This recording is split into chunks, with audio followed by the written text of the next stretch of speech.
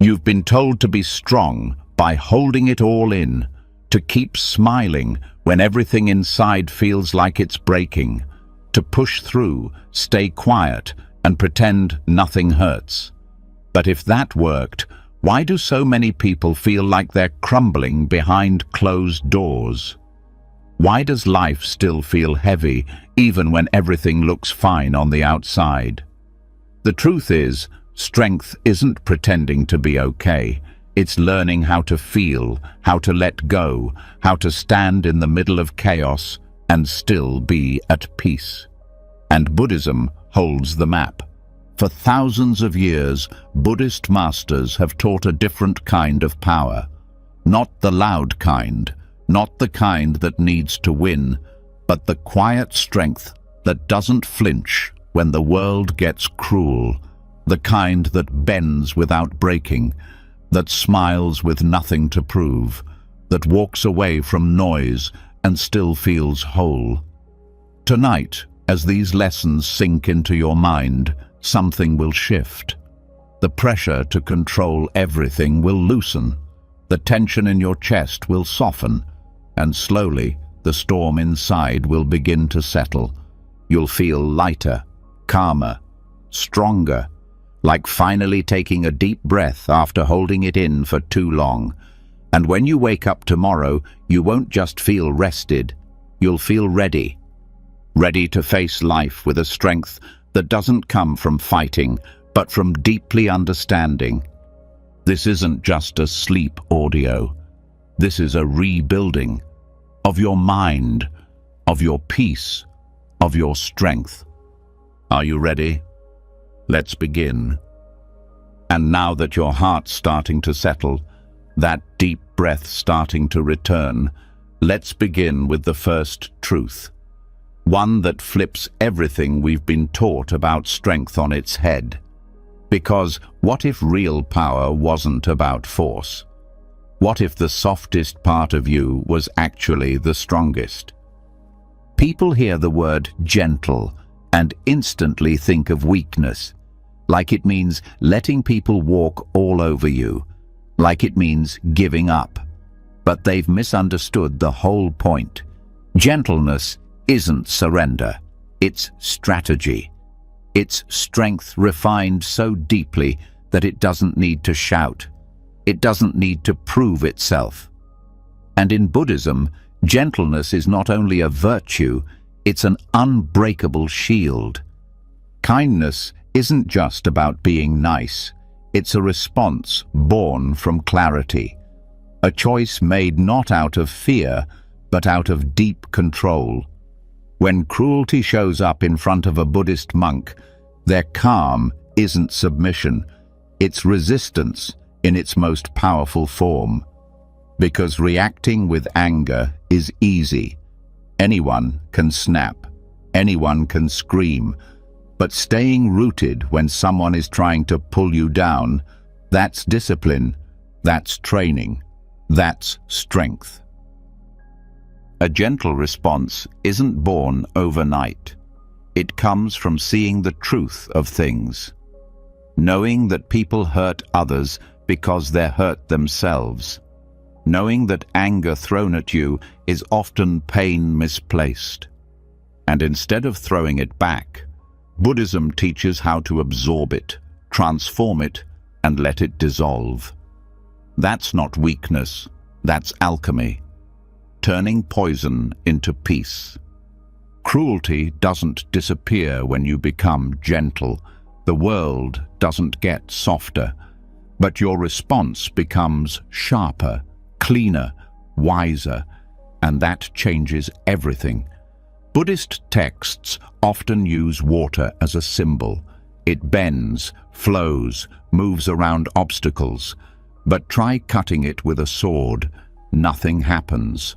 Water yields, but it's untouchable. That's gentleness. That's the soft shield. The ability to move with life without letting life harden you. So how is this built? Where does this kind of gentleness come from? It starts with mindfulness, noticing your reactions, watching your triggers rise without immediately acting on them. Someone insults you, and instead of fighting back, you pause. You feel the heat, but you don't pour gasoline on it.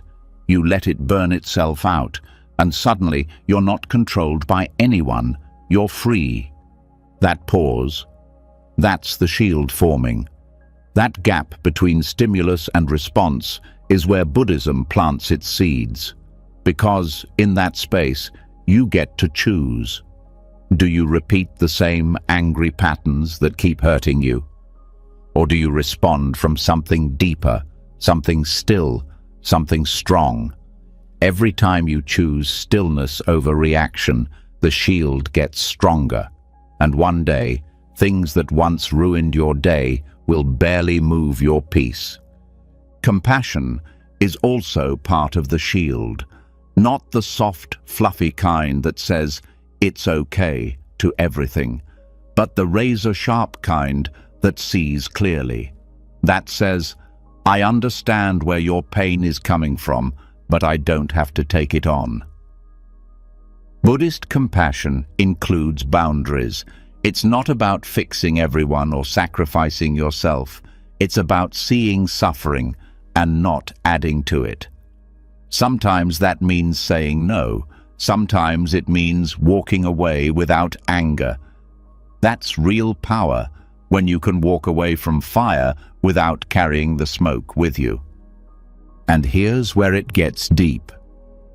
Buddhist gentleness trains the nervous system.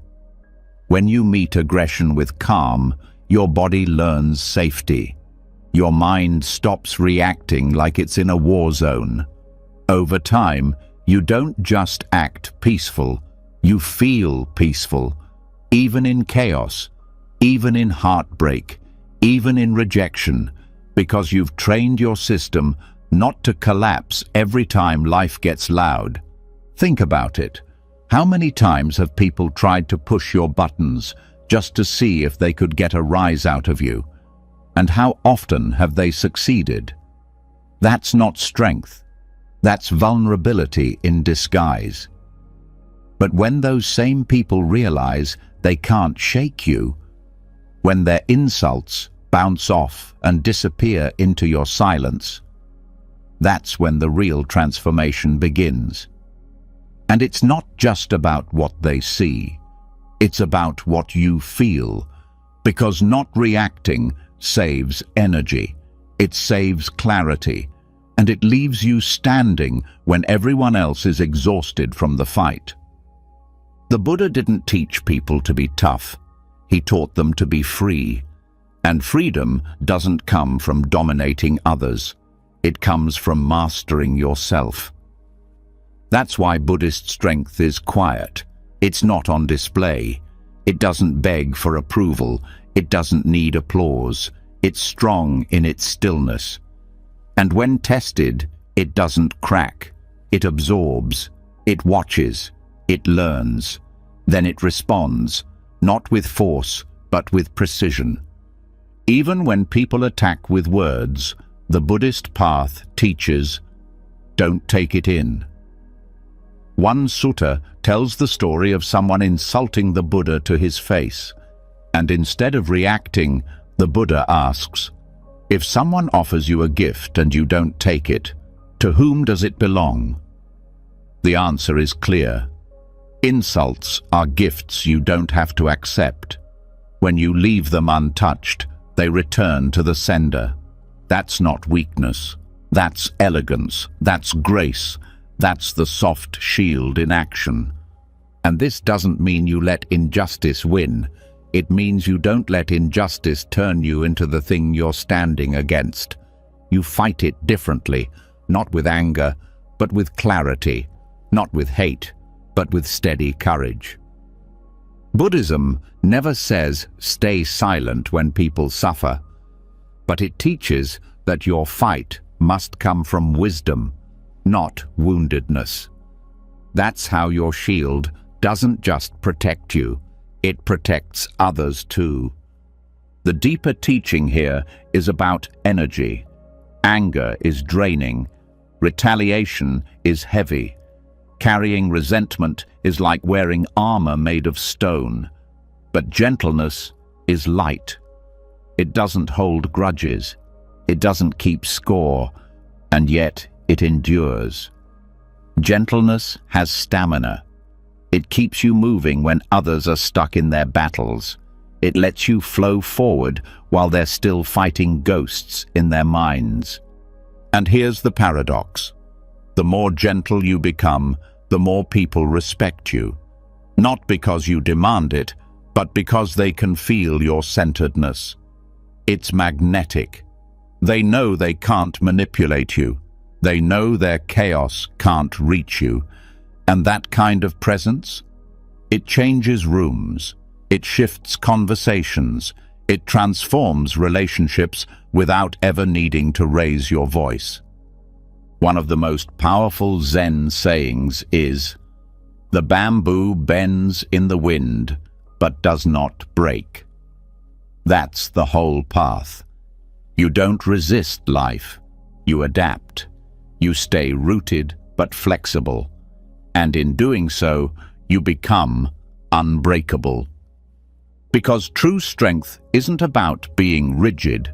It's about knowing when to stand still and when to move, when to speak and when to stay silent, when to hold on and when to let go.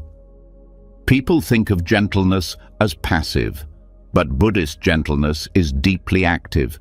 It watches every moment. It listens carefully. It moves with wisdom. It chooses its words. It decides not to let the world write its story. That's power. The power to choose your peace every single time. There's also something sacred about the quiet power of metta, loving kindness. Not for show, not as a spiritual mask, but as a lived reality. Wishing well to those who've hurt you, not because they deserve it, but because carrying hate only poisons your own mind. That's one of the most brutal and freeing teachings of Buddhism. Let go, not because they're right, but because you deserve peace. That's gentleness. That's maturity. That's strength so deep it doesn't need revenge. It needs rest. And when you live like this, something strange starts to happen. You stop fearing conflict. You stop avoiding discomfort. Because you know it can't touch you unless you let it. And that freedom, that's rare. Most people are still reacting to things from years ago, still reliving fights in their heads, still picking at old wounds. But when you master gentleness, those wounds close. The story changes.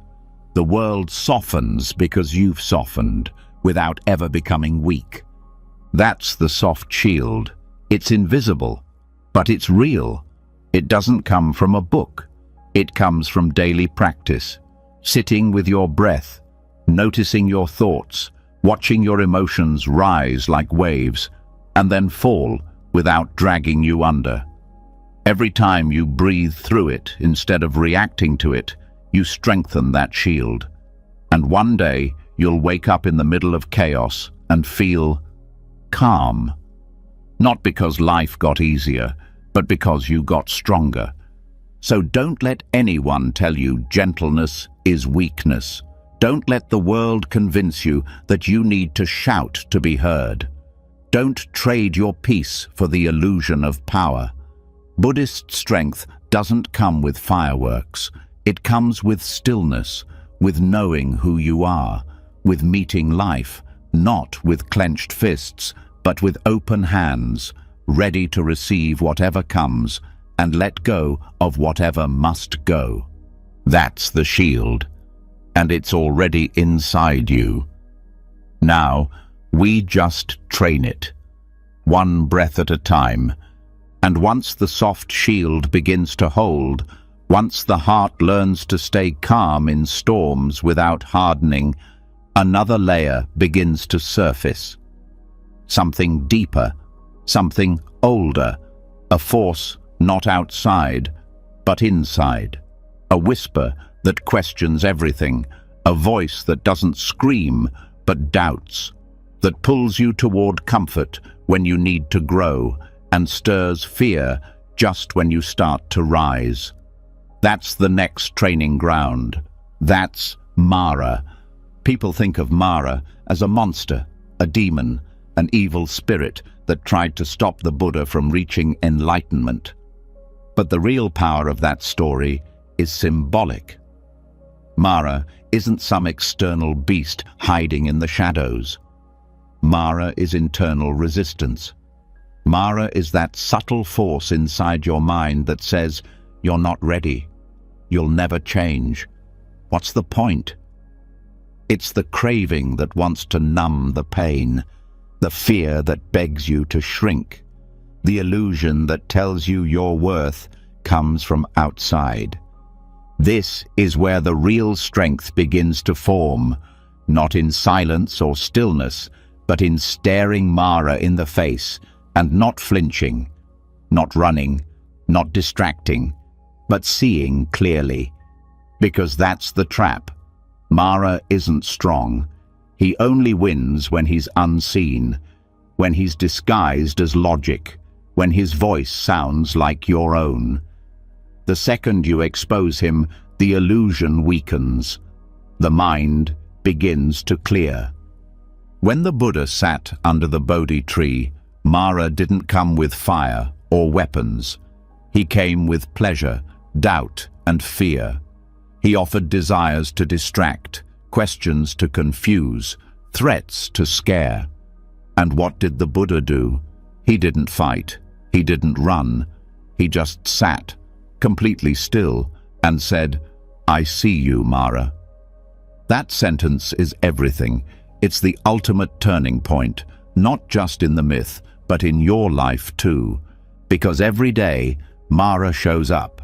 Every time there's an urge to delay what matters. Every time fear whispers, "Don't try." Every time the past repeats in your mind like an old song on loop, trying to drag you back. That's Mara. And Buddhism doesn't say, destroy him. It says, see him, know his tricks, understand how he moves, and by doing that, you stop being his puppet. One of Mara's strongest tools is desire. Not the healthy kind that motivates, but the kind that blinds, that convinces you happiness is one more purchase away, one more relationship, one more validation. The kind of wanting that keeps the heart always reaching but never resting. Buddhism calls it tanha, thirst. And like salt water, the more you drink, the thirstier you get. The trap of tanha isn't in wanting, it's in thinking the object will fix the feeling. You want love to stop feeling lonely, success to stop feeling small, status to stop feeling invisible, but none of it sticks. Because what's being chased isn't the object, it's relief. And relief, real relief, doesn't come from outside.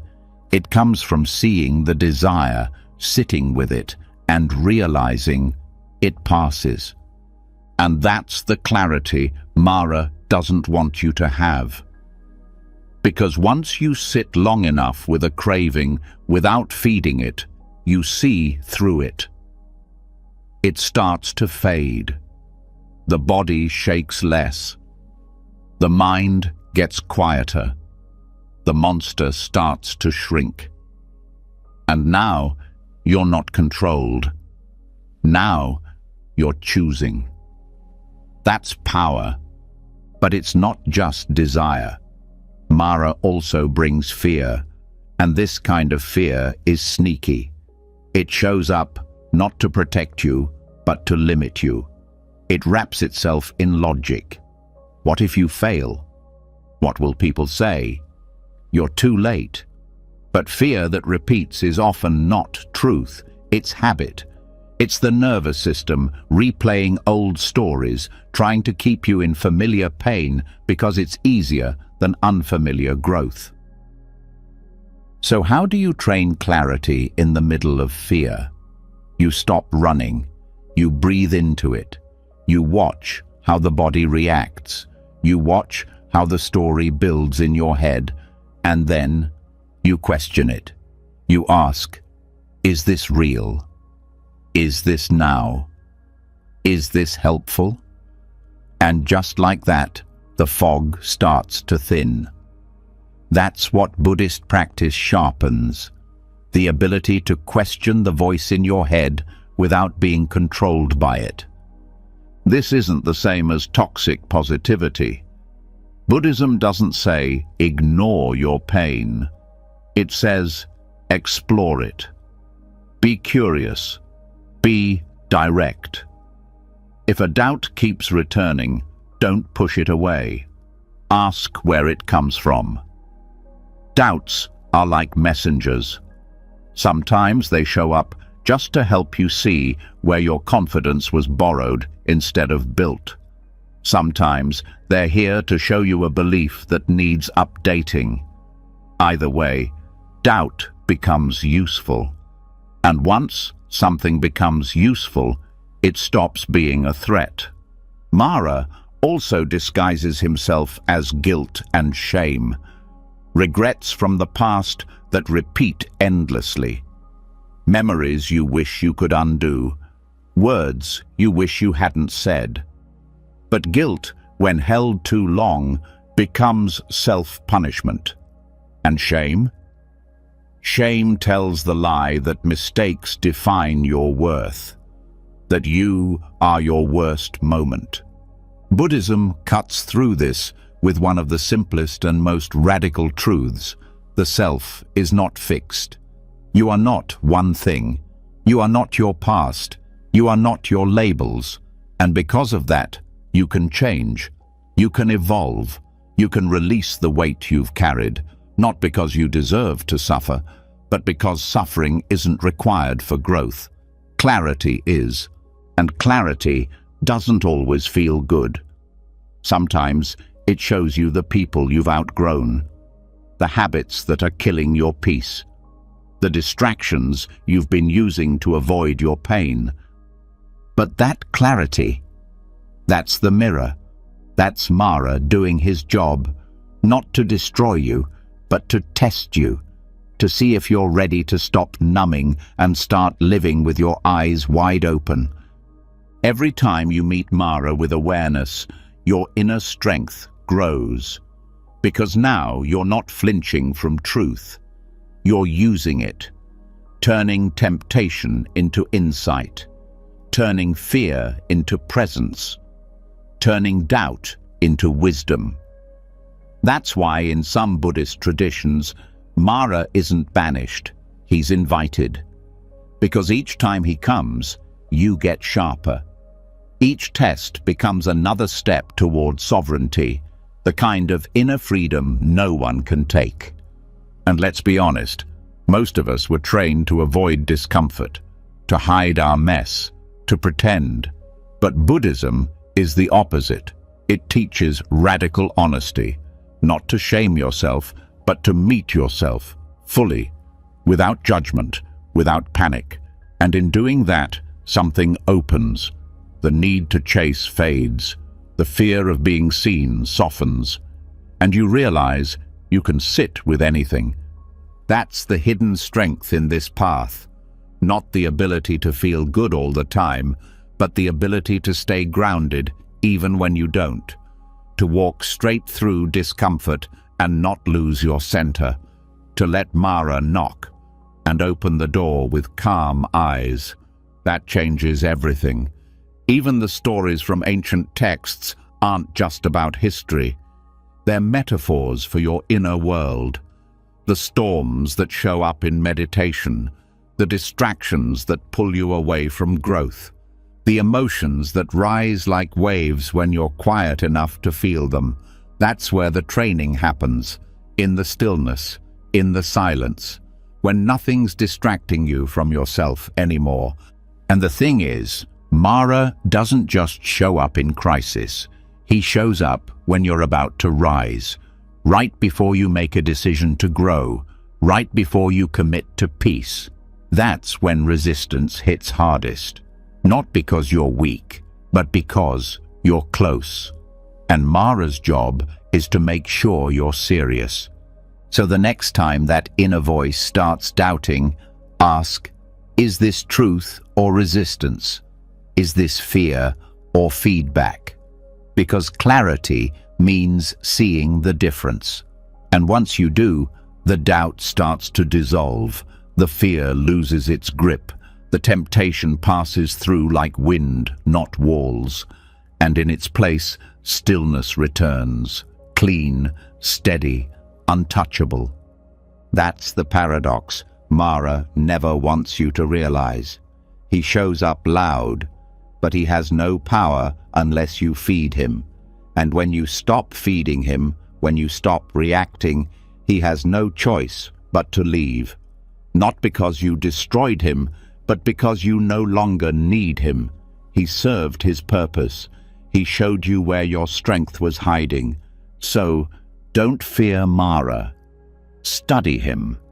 Learn how he moves. See where he hides, because every time he appears, it's a mirror. And the more you look into that mirror without flinching, the clearer your path becomes. This is where sovereignty begins, not in control, but in awareness, not in having all the answers, but in asking better questions, not in fighting fear, but in walking beside it until it tires out and fades. This is where the noise ends, and the path begins. And once Mara is seen clearly, once his tricks start to fade and his illusions lose their grip, another kind of challenge begins to reveal itself. A quieter one, less dramatic, but even more dangerous. It's the part that doesn't show up as fear, but as flattery, not as shame, but as approval. And if the mind isn't trained, it starts dancing for praise and hiding from blame, forgetting who it really is underneath all the noise. This is where the next battle is fought, not with demons, but with desire for validation. There's a kind of shame that most people never talk about, not the shame of doing something wrong, but the shame of being disliked, the discomfort of being misunderstood, the ache that shows up when applause doesn't come, and on the flip side, the rush of pride when someone approves, when someone compliments, when someone notices. That little high, that little hit, and then the craving for more. This is where Buddhism offers one of its most radical teachings, that freedom isn't just about escaping suffering, it's about escaping dependence on praise, on blame, on reputation, on being seen as good or bad, right or wrong, better or worse. The Buddha called these the 8 worldly winds: pleasure and pain, gain and loss, praise and blame, fame and disrepute. And the teaching is simple. If your peace rises and falls with any of them, you're still in chains. The goal isn't to stop feeling. It's to stop being moved like a puppet every time someone claps or criticizes. Because if your sense of worth comes from what others say, it can be taken from you in a single sentence. That's not stability. That's slavery to opinion. And Buddhism says, step out. But how? How do you stop caring when it feels so personal? The answer is in what's called noble shame, a kind of inner compass that doesn't need the outside world to tell it what's right or wrong. It's the opposite of social shame, which comes from fearing what others think. Noble shame is private. It comes from knowing what aligns with your truth and refusing to betray that, no matter what the crowd says. This is where real power begins to grow. Because once you stop chasing approval, your actions become cleaner. You're not trying to look kind. You are kind, even when no one sees it. You're not trying to look wise. You stay silent even when speaking could make you look smart. You don't jump at every chance to defend yourself because your peace isn't on trial. This doesn't mean you become cold. It means you become rooted. A tree doesn't move just because the wind changes direction, and people's opinions are wind, always shifting, always unstable. One day they'll praise you, the next they'll forget you, or blame you, or misunderstand you. If your identity is built on their words, it collapses the moment they stop clapping. That's why detachment is strength, not numbness, not indifference, but clarity. The clarity to know who you are when no one's looking. The clarity to keep doing what's right, even when it's unrecognized. The clarity to let go of the need to be impressive. And here's the deep part. Praise can be more dangerous than blame, because blame makes you question yourself, which can lead to growth. But praise can inflate the ego without you even realizing it. It can turn good intentions into performances. It can make you addicted to being liked, even at the cost of your peace. Buddhism trains the mind to see this, to notice how praise makes the body lean forward, makes the voice get louder, makes the smile stretch just a little too wide. It teaches you to feel that reaction and then pause. Not to reject the compliment, but to see it for what it is, a sound, a wind, temporary, and not yours to carry. Criticism, too, becomes neutral. You start to see how blame is often more about the speaker than the subject. Someone lashes out, and instead of absorbing it, you ask, is this true? Is this helpful? Is this mine? And if not, you let it go. Just like the Buddha said to insults, if you don't take the gift, it stays with the giver. This way of living doesn't make you disconnected. It makes you untouchable, not in a distant, aloof way, but in a peaceful, steady way, where your sense of self doesn't swing with the opinions of others, where you're not chasing approval and hiding from criticism like a child begging for attention. You grow out of that cycle, and your life becomes simpler. Monks train this from the first day. When they shave their heads, it's not just about humility, it's about letting go of identity built on looks.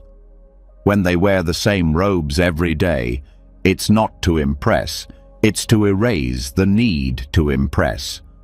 When they go barefoot with a bowl, it's not because they lack, it's because they want to unlearn the idea that status equals worth. This is where the discipline begins. Every time someone compliments you and you don't let it inflate you, you gain freedom. Every time someone criticizes you and you don't collapse, you gain strength. The mind becomes less reactive, the heart becomes less needy, and suddenly you're not walking around hoping to be liked. You're walking with purpose, rooted in what matters. That's why noble shame matters. It keeps you honest.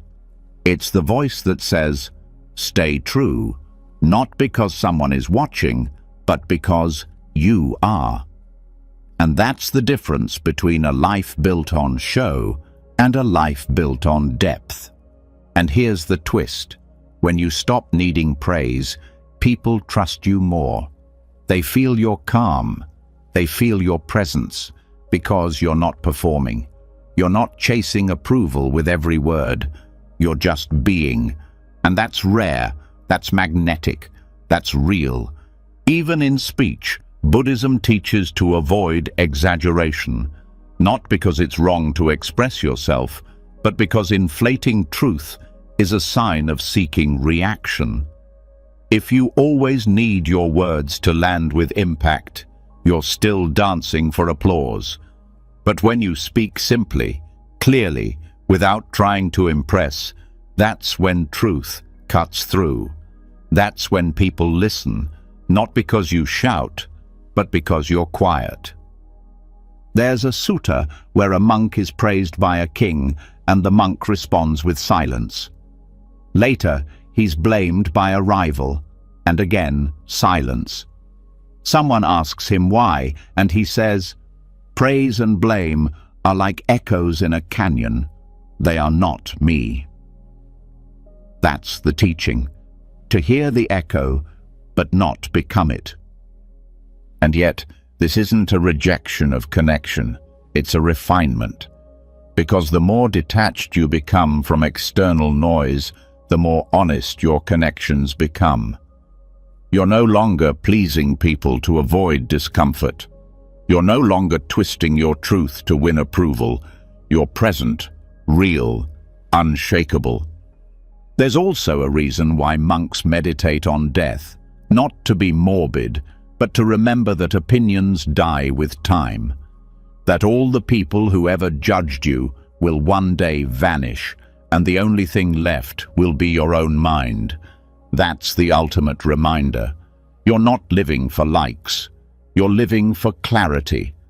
So if someone praises you, smile, but don't hold it. If someone blames you, breathe. But don't carry it. Let it pass through. Let the winds blow without losing your balance, because the more you need praise, the easier it is to be manipulated. But when your joy no longer depends on applause, you become free. This freedom is silent. It's not flashy. No one claps for detachment. But inside, you'll feel the shift, the calm, the space. And that's when you know you're living from truth, not reaction. This is the noble shame, the internal compass, the refusal to abandon your center just to fit in. And once it's lit, it never goes out. And once the need for validation quiets, once the heart stops being pulled by praise or crushed by blame, what's left is something rare. Silence. Space. A kind of internal emptiness that most people fear, but that in Buddhism becomes the birthplace of strength. Because once there's nothing left to chase or defend, discipline begins. Not the harsh kind, not forced, but clean, quiet, grounded. And this is where the monk's begging bowl comes in, not as a symbol of poverty, but as a symbol of power, because only the empty bowl can be filled, and only the empty mind can truly choose. The bowl the monk carries isn't just for food. It's a tool for training the mind, to hold nothing, to expect nothing, and to receive everything with presence. The world moves fast. There's noise from every angle, tasks, opinions, goals, cravings. The mind gets stuffed like an overflowing cabinet, full of what it doesn't need. And when the time comes to find clarity, there's no room left. No space to think, no space to see. But the monk's bowl teaches a different rhythm. One of waiting, one of accepting, one of choosing simplicity, not because there's no other option, but because there is, and you walk away from it. That's where discipline begins. Not in strict rules or punishment, but in space. When you make space, you see your habits clearly. You notice the urge to fill every moment with stimulation. You notice the craving to keep scrolling, keep talking, keep planning. But in Buddhism, silence is not emptiness. It's awareness. It's the place where real transformation happens. And that's why the bowl is kept empty, because its power isn't in what it holds, but in what it's ready for. This isn't just metaphor, it's mental training. Every time you create space instead of filling it, you're practicing discipline. Saying no to excess food, excess talk, excess planning. It's not about deprivation, it's about precision, knowing what you need and letting go of the rest. That's the sharp edge of the practice, not adding more, but removing what's in the way. The empty bowl also breaks the illusion of control. When the monk walks through the village, they don't demand. They wait. They receive. And in doing that, they let go of the idea that life must always bend to their will.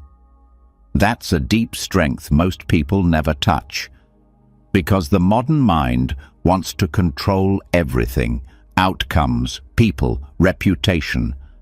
But control breeds anxiety. Emptiness breeds trust. Trust that life will give what is needed, not what is wanted. Trust that nothing added is better than something forced.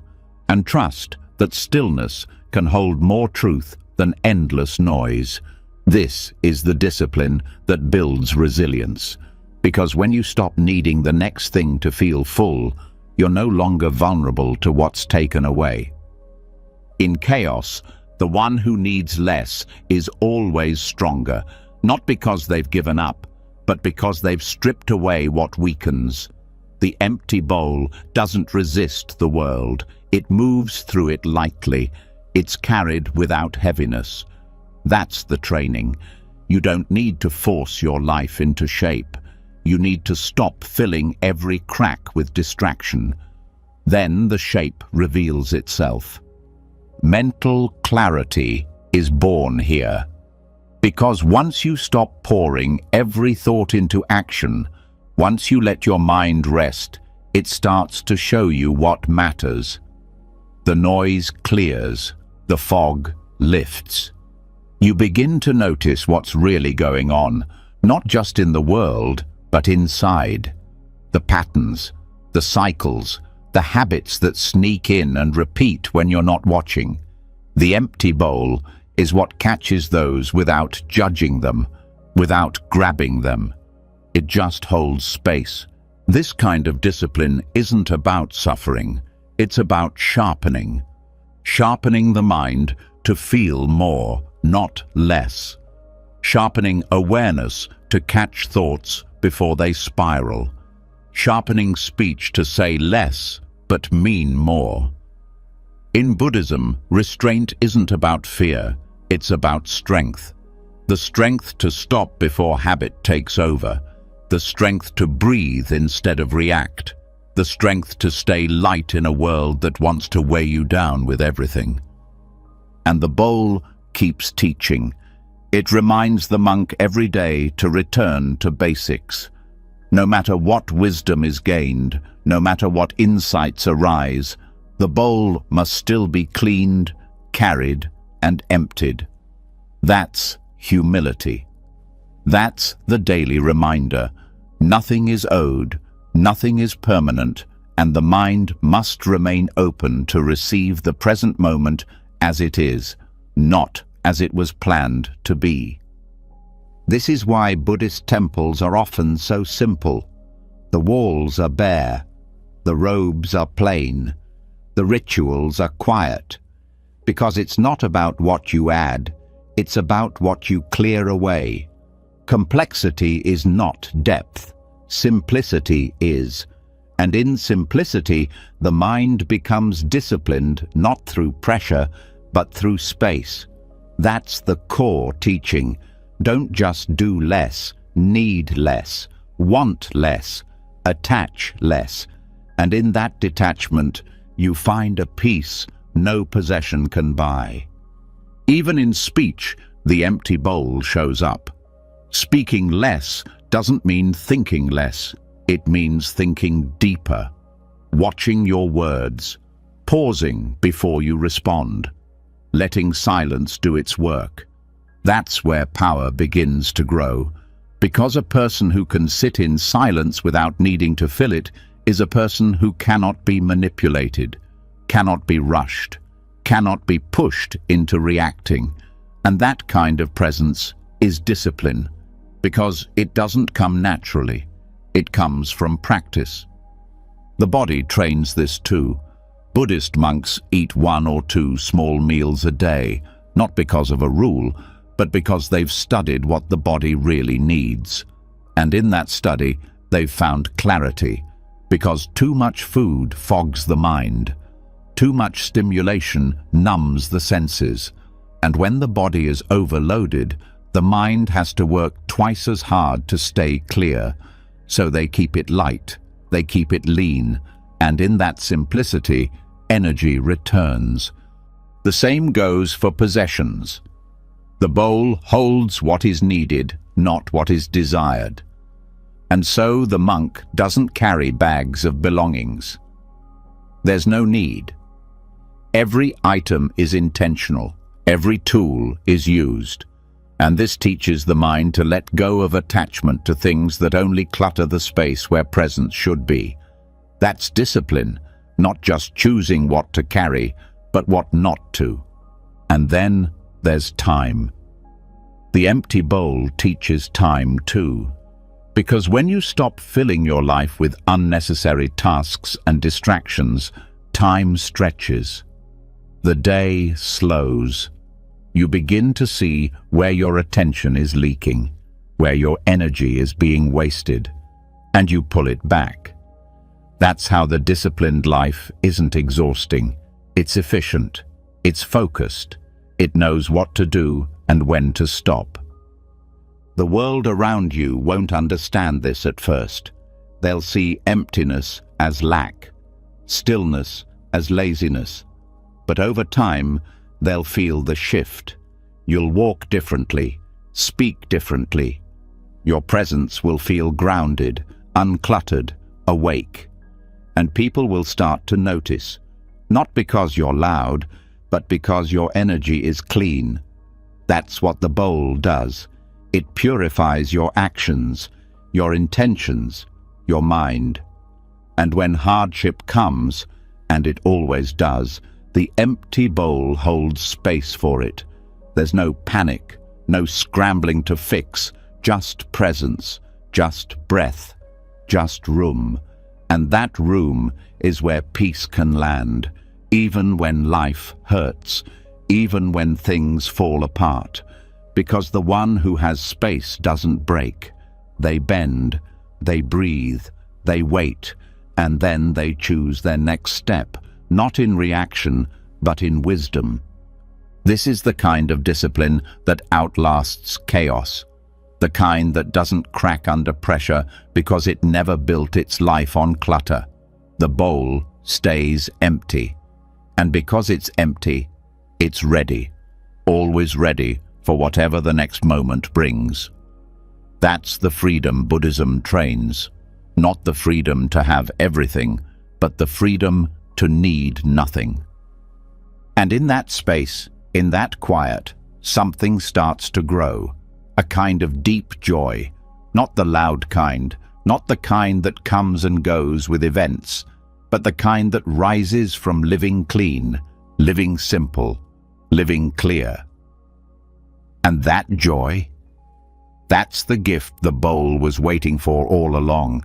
And once the bowl is empty, once the mind begins to quiet and the hands stop grasping for more, there's something unexpected that rises in the stillness.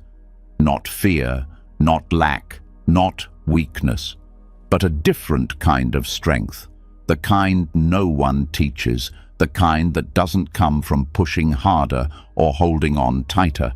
It comes from letting go, not as a retreat, but as a release, not from defeat, but from deep wisdom.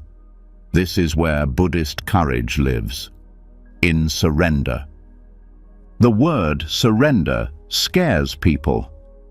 It sounds like giving up. It sounds like losing. But in Buddhism, surrender isn't passive. It's one of the most powerful decisions you can make. Because it takes strength to stop forcing. It takes strength to release control over what cannot be controlled.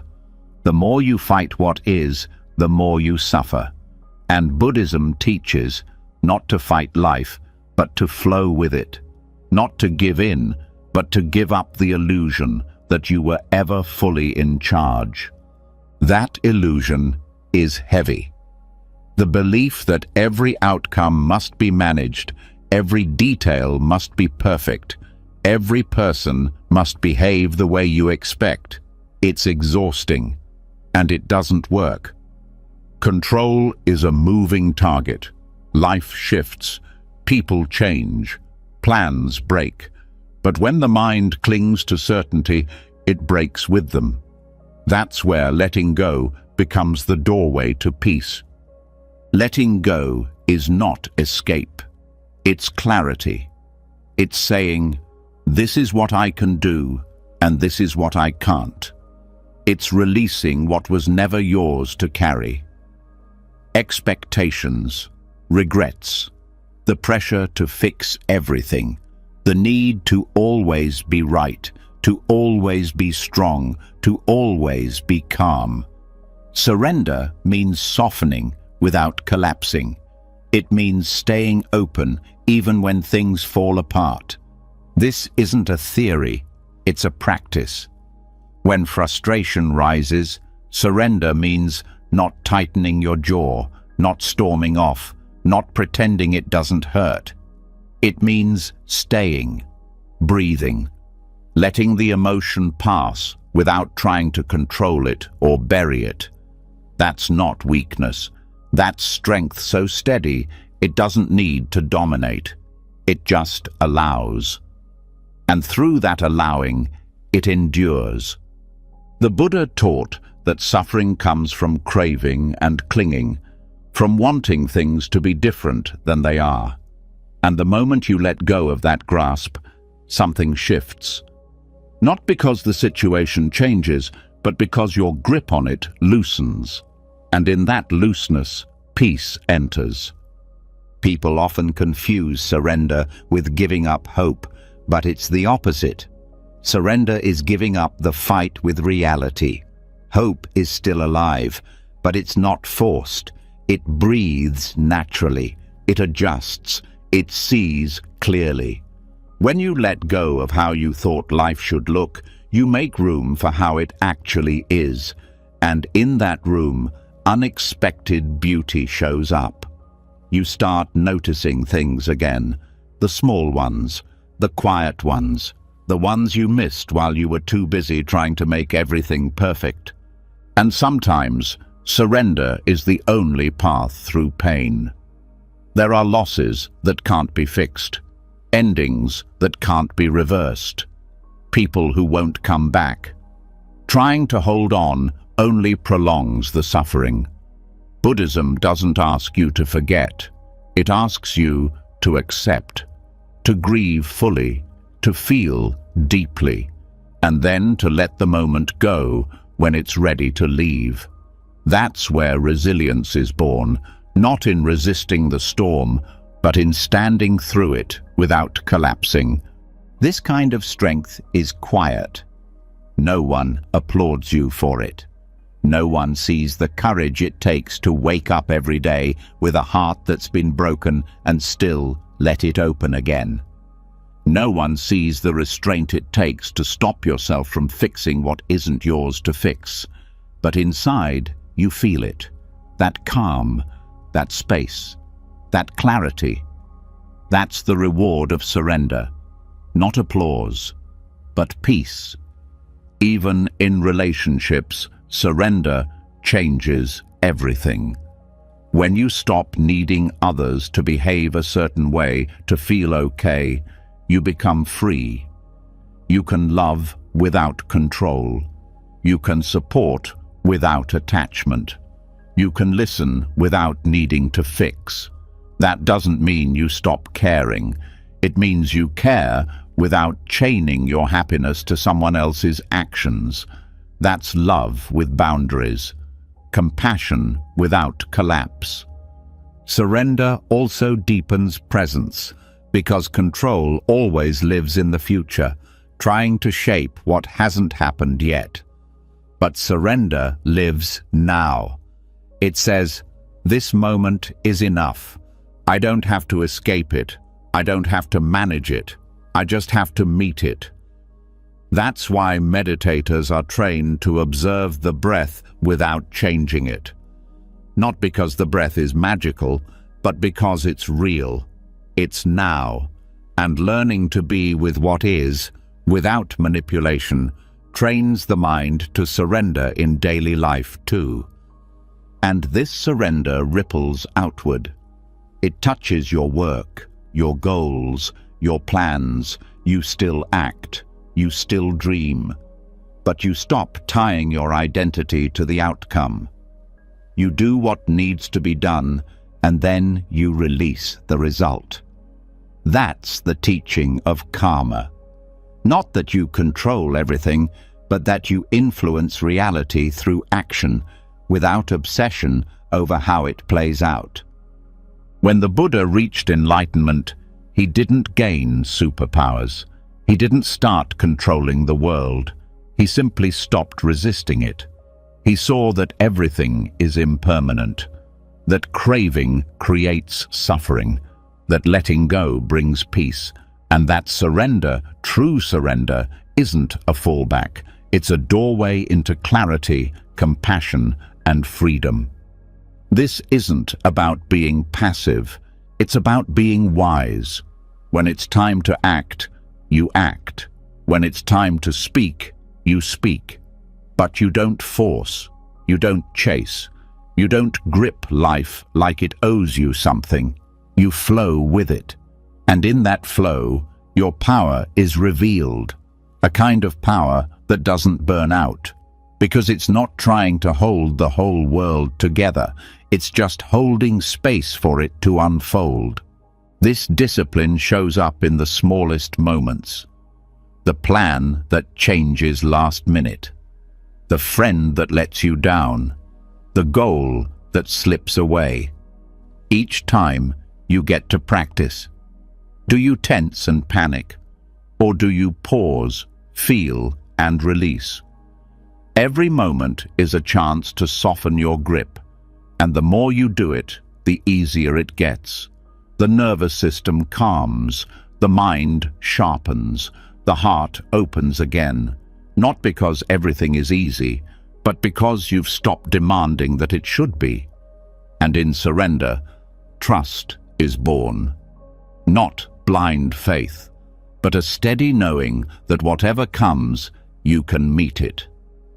That life may not follow your script, but you're not lost without it. That even in uncertainty, you are anchored. That's what Buddhist surrender gives, not guarantees, but grounding. This is also why rituals matter in monastic life, not because they control outcomes, but because they give structure to surrender. Bowing, breathing, walking, all done with presence, not to manipulate, but to return to stillness. Ritual is a reminder. Let the day unfold without rushing it. Let the moment teach you instead of forcing it to fit your expectations. And even in suffering, surrender has a role. Not to give up, but to stop resisting the fact that pain is here. Buddhism doesn't ask you to like pain, but it invites you to meet it directly, to sit with it, to see it clearly, and then to let it pass when it's ready. That's how pain becomes teacher, not tormentor.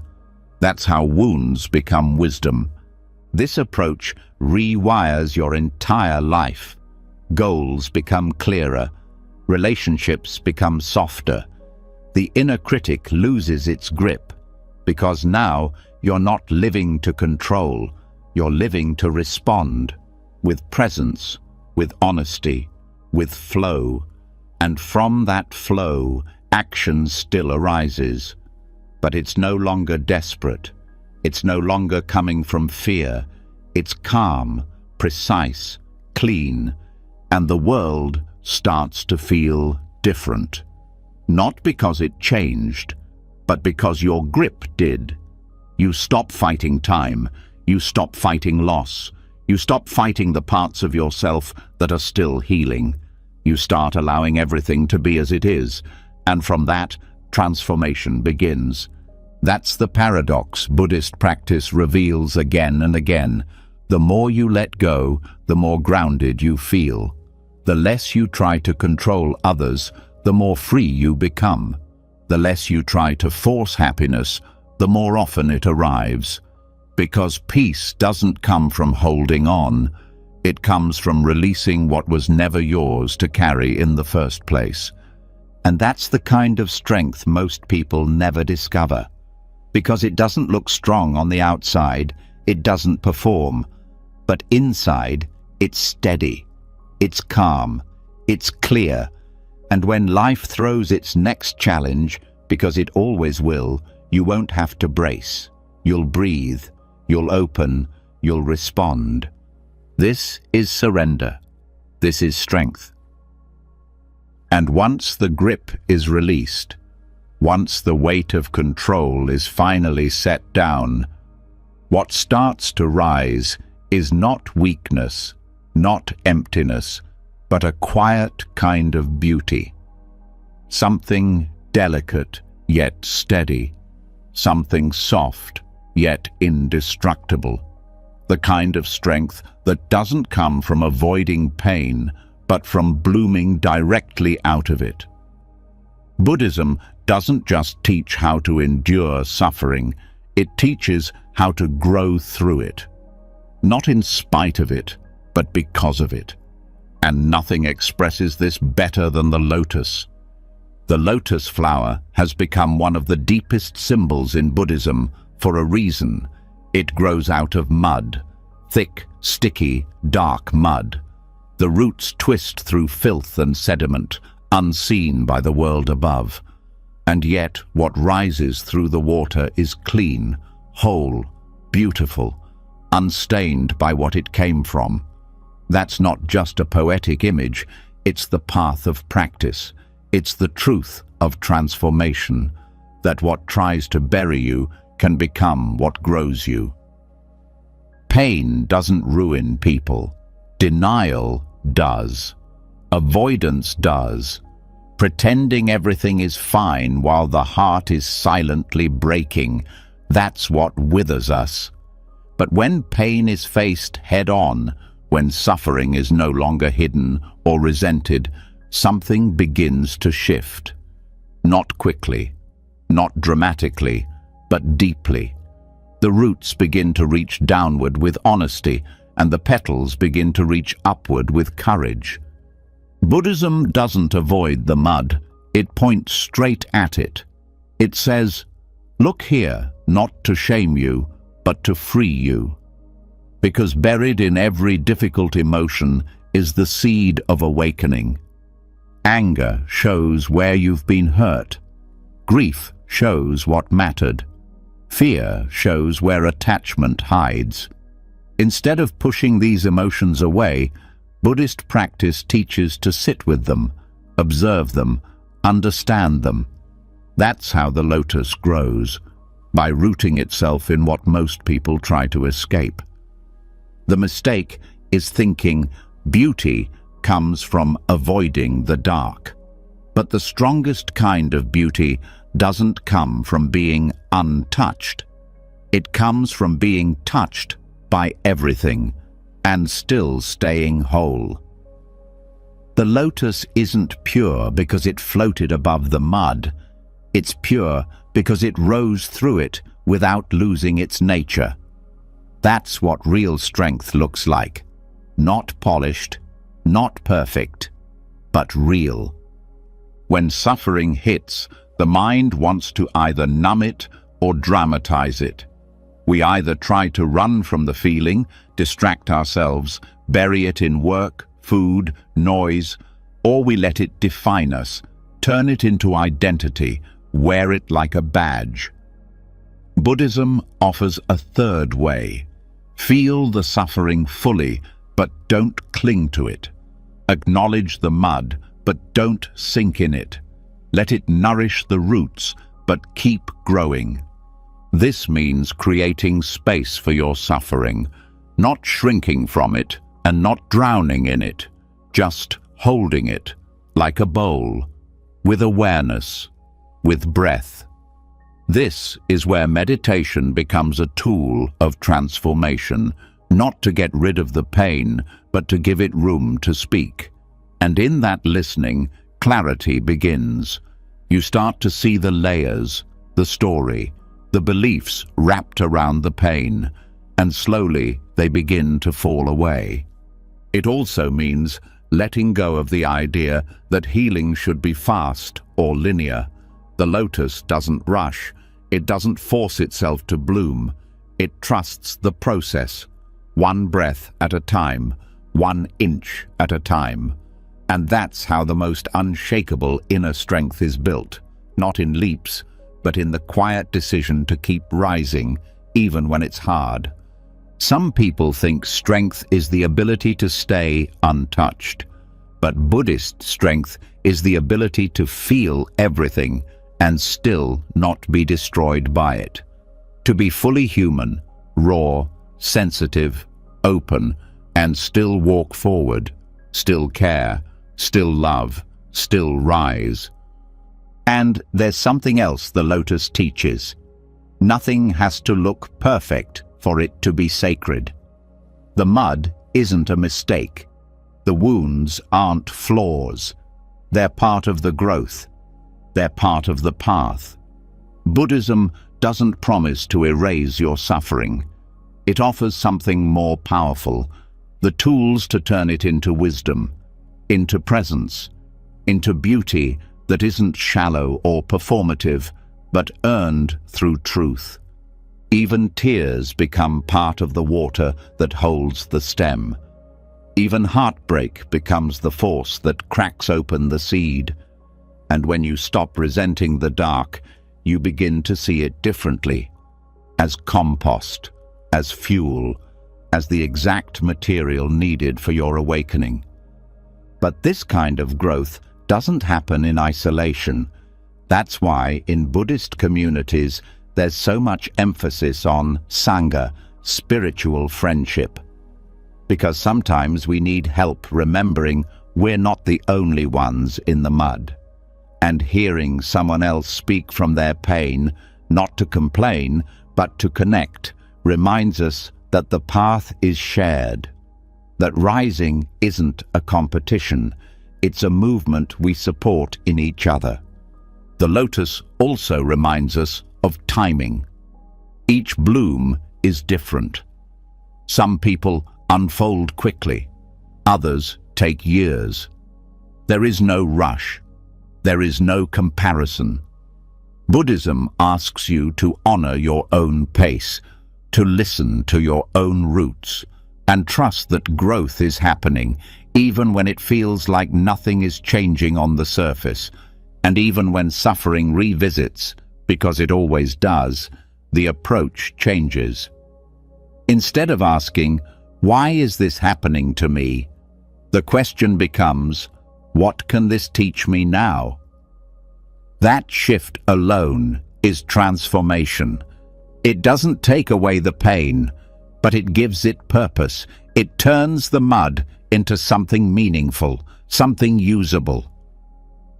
The lotus is also a reminder that we don't have to be cleaned before we're worthy, that beauty and brokenness are not opposites, that resilience isn't about being untouched, it's about being deeply touched and still returning to peace. In Buddhist art, the lotus often appears beneath the Buddha, not because he stood above suffering, but because he rose through it. Because his awakening didn't happen in a perfect world, it happened in a painful one, and so does yours. Each time you breathe into the ache instead of numbing it, each time you pause before reacting to your pain, each time you offer yourself kindness in the middle of the mess, the lotus grows. Not visibly at first, not dramatically, but deeply, steadily, and one day it rises above the surface, open and calm, not in spite of the mud, but because of it. This is why the lotus matters. This is why suffering doesn't ruin the path. It is the path. Because what breaks the heart also opens it. What challenges the mind also strengthens it. And what hurts today may one day be the root of someone else's healing when they hear your story and realize they can bloom too. So don't resent the mud. Don't rush the process. Stay with it. Listen to it. Let it change you, and know that deep beneath the surface, something beautiful is already growing, something no storm can drown, something no darkness can stop. This is the strength of the inner lotus, and it's already alive in you. And when the lotus finally rises, when beauty begins to open out of the mud, it reveals something even deeper underneath the silence. A pulse, a spark, a kind of energy that doesn't settle for calm alone. A fire that comes from looking directly at life's harshest truths and refusing to sleepwalk through them anymore. This is the moment everything shifts. Not because life gets better, but because the illusion breaks. And in that breaking, something fierce wakes up. Buddhism calls this awakening samvega. Samvega is not comfort. It's not peace. It's not soft. It's sharp. It's that feeling that rushes in when the truth hits too hard to ignore. When the smiling mask of life slips, and for a second, everything becomes clear. How fragile it all is. How temporary, how easily everything we cling to disappears. And in that realization, the heart starts beating differently. Not in panic, but in clarity. That's the fire of samvega, the existential shock that doesn't burn you down, but burns away the lies. This feeling isn't talked about often because it's uncomfortable. No one wants to admit that they've built their life on routines that mean nothing, that the job, the status, the constant scrolling, the chasing, it might all be a distraction from something much deeper. But samvega brings that into focus. It's the moment when comfort stops being comfortable and becomes suspicious. When the things that used to soothe now seem hollow. When the background noise of daily life goes silent, and underneath it, there's a question: is this it? The Buddha himself felt samvega. He lived in luxury, surrounded by pleasure and comfort, and yet it wasn't enough. One day, he saw sickness, aging, death, not just as concepts, but as realities, as futures waiting for all of us. And it broke something open, not into despair, but into urgency. That urgency didn't send him running away.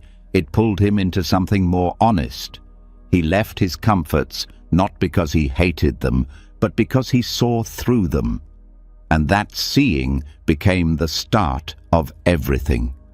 This is the gift of samvega. It wakes you up, not gently, but cleanly. It cuts through distraction and puts you face to face with your own impermanence, your own mind, your own wasted time. And instead of collapsing, something deeper rises, a will to change, a refusal to keep numbing, a hunger for truth that doesn't come from curiosity, but from necessity. And that urgency doesn't mean rushing. It doesn't mean panic. It means presence. Every breath becomes precious. Every moment becomes an opportunity to train the mind. Not because there's time to waste, but because there's finally clarity. The awareness that one day this body will stop breathing. That every conversation could be the last. That every morning is a gift you didn't earn. That's not meant to depress you. It's meant to sharpen you. Samvega asks you to stop waiting, to stop living like there will always be more chances, to stop thinking healing can wait until next year or truth will just appear on its own. It asks you to take responsibility, not with guilt, but with power. To see that every time you ignore your inner work, you are silently agreeing to keep suffering. And once you see that clearly, you stop making those quiet agreements. This is where real practice begins. Not because someone told you to meditate, not because it sounds spiritual, but because the voice inside that kept you distracted has finally gone quiet. And in that silence, the desire to wake up becomes stronger than the desire to stay comfortable. And yet, Samvega isn't sustainable by itself. That sharpness, that shock, it has to be balanced. It needs fuel. That's where pasada comes in. It means clarity and confidence. Faith, not in a religion, but in the path. The sense that, yes, this world is fleeting, but something in you is capable of meeting it, capable of rising through it. So, Samvega shakes you, pasada steadies you, and together they build momentum. This momentum is different from motivation. Motivation fades. Samvega doesn't, because it's not emotional, it's existential. It doesn't ask how you feel, it shows you what's real. And once you've seen the truth, you can't unsee it. You can ignore it, but it'll keep whispering, in the quiet moments, in the mirror, in the sudden sting of a hospital visit, or a phone call you didn't expect. That's when the fire reignites. That's when the training calls you back. And training doesn't always look like discipline. Sometimes it's just showing up. Sitting with your thoughts even when they're messy. Watching your patterns even when they hurt. Saying no to the comfort that keeps you numb. That's where strength grows. Not in easy wins, but in showing up after everything soft has been stripped away. Because the truth is, most people live like they'll never die. Like there's endless time. That illusion is cozy, but it's a trap. Samvega breaks it. Not to scare you, but to free you. To remind you that life is urgent. Not in a stressful way, but in a sacred way. Urgent because it matters. Urgent because you don't get to repeat this day, this version of you, this chance to respond with awareness. And once that urgency is alive, everything changes. You stop complaining about small things. You stop needing the approval that used to anchor you. You stop putting off the changes your soul has been begging for. You stop compromising your peace for distractions that never gave it to you in the first place. Urgency makes everything clearer, cleaner, sharper. Even the way you love changes. You no longer wait to express it. You stop assuming people know. You soften, not because you're weak, but because you know the clock is ticking and resentment isn't worth your breath. You forgive quicker, not because the past was okay, but because carrying it forward is a waste of sacred time. That's the kind of emotional clarity that only Samvega brings. And when it comes to your practice, your real, personal, internal work, it's no longer something on your to-do list. It becomes the center, the way you start and end your day. Not because someone told you to, but because you know the cost of drifting. The cost of sleeping through life while waiting for some future version of peace. There is no future version. There's only now. And now is when strength is built. Samvega also dismantles arrogance. When you realize that everything you've built, everything you've earned, every structure you've trusted, all of it can fall apart without warning, You start to walk differently. Not scared, just more awake, more grounded. You become less reactive, not because you're passive, but because you know how much energy is wasted on things that don't matter. That's not detachment, that's focus. And that focus isn't rigid, it's alive, it listens, it adjusts. Because Samvega doesn't make you cold, it makes you precise. You become more kind, not less, more present, not aloof. Because you start treating time like the sacred currency it is. You start treating your body like the temporary home that it is. You stop needing drama to feel alive and start finding depth in the simplest moments. A walk, a breath, a conversation held with full attention. This urgency is the fuel behind every serious Buddhist practitioner.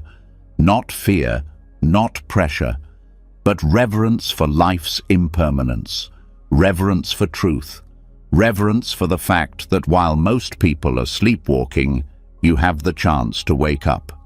And when you know that, how could you go back to pretending? Samvega breaks the spell.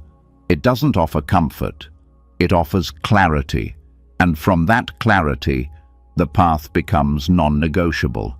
You walk not because it's easy, but because you've seen the alternative, and you can't go back. You can't unknow what you know now. That's the fire, not a fire that destroys, a fire that clears the way. And that fire, that's the beginning of real strength. Strength that doesn't just show up in calm weather, but in storms. Strength that stays awake when others drift back into distraction. Strength that doesn't need perfection, just presence, just truth, just this next breath, taken with full awareness and full intention. This is the fuel for liberation. This is Samvega. And if you feel it, don't run, don't numb it, let it burn. Let it change the way you walk through the world. Let it wake you up, fully, finally, completely. And once Samvega ignites, once that inner fire of urgency begins burning through illusion, there's a new challenge waiting in the ashes. Distraction, not the obvious kind, but the subtle mental spirals that disguise themselves as curiosity. The need to know everything before taking action.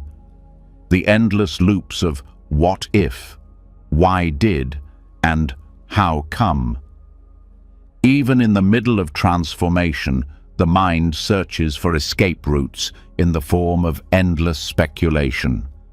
This is where Buddhist wisdom draws a sharp line, using one of its simplest but most powerful parables, the story of the poison arrow. A man is struck by an arrow. It hurts, he's bleeding, but instead of removing it, he demands answers. Who shot it? What caste was the person from? What kind of bow did they use?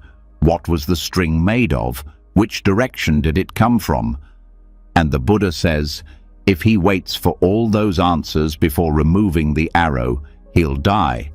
That's the point. We're already in pain. The work is to heal, not to waste time chasing details that don't help us move forward. This parable isn't just a story. It's a mirror for the way the mind works.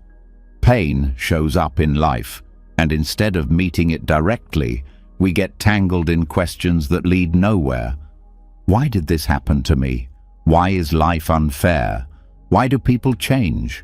These aren't bad questions, but they become traps when they keep us stuck, when they keep us analyzing instead of acting, thinking instead of healing, guessing instead of growing. Buddhism doesn't tell you to stop asking questions. It teaches you to ask better ones that bring clarity, not confusion. The purpose of the path isn't to solve every mystery. It's to see through what doesn't matter. Because mental freedom doesn't come from knowing all the answers. It comes from knowing which questions are worth your energy. This is where the practice of letting go becomes precision, not passive, not vague, but deliberate. You begin to notice the mental habits that drain focus, the conversations you replay in your head, the theoretical arguments that never lead to peace, the deep dive into endless opinions that leave you more anxious, not more wise. All of it is noise, and the mind clings to it because distraction feels safer than facing discomfort directly. But focus is a kind of strength, the ability to stay with what matters, to let go of side roads and stay on the path, to notice when you're being pulled into the weeds and return to the breath, to the body, to the now.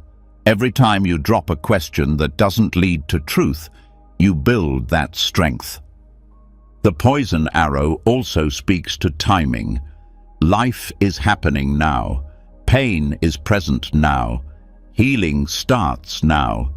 But speculation delays that healing. It's a clever way the ego keeps control. Because if you're always searching for perfect understanding before you take a step, you never have to risk anything. You get to stay frozen, comfortably lost in thought. But comfort is not clarity, and staying stuck in thought doesn't protect you. It keeps you from change. In practice, this means noticing the moment your mind spirals. You begin to ask, is this useful? Is this leading me to peace? Or is it pulling me away from presence? That's the training. Not just sitting still, but thinking clearly.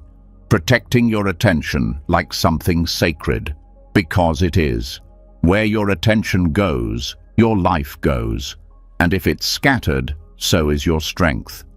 Buddhist teachings return again and again to simplicity. Not because truth is simple, but because distraction is infinite. And when you simplify, you see, you feel, you act, you heal. And all the energy that was being poured into guessing, comparing, overthinking, it gets redirected into awareness, into action, into transformation. Even in relationships, this shows up. Someone hurts you, and instead of feeling the pain and responding with clarity, the mind starts spinning. Why did they do it? What does it mean? Were they ever real? And the arrow stays in, the pain lingers, the story grows, but the healing doesn't begin. The practice is to feel the hurt, not feed the narrative, to move inward, not outward, because the truth you need is rarely out there in someone else's mind. It's already inside, waiting for your attention. And the practice is fierce, because the world rewards speculation. The more questions you ask, the more deep you appear.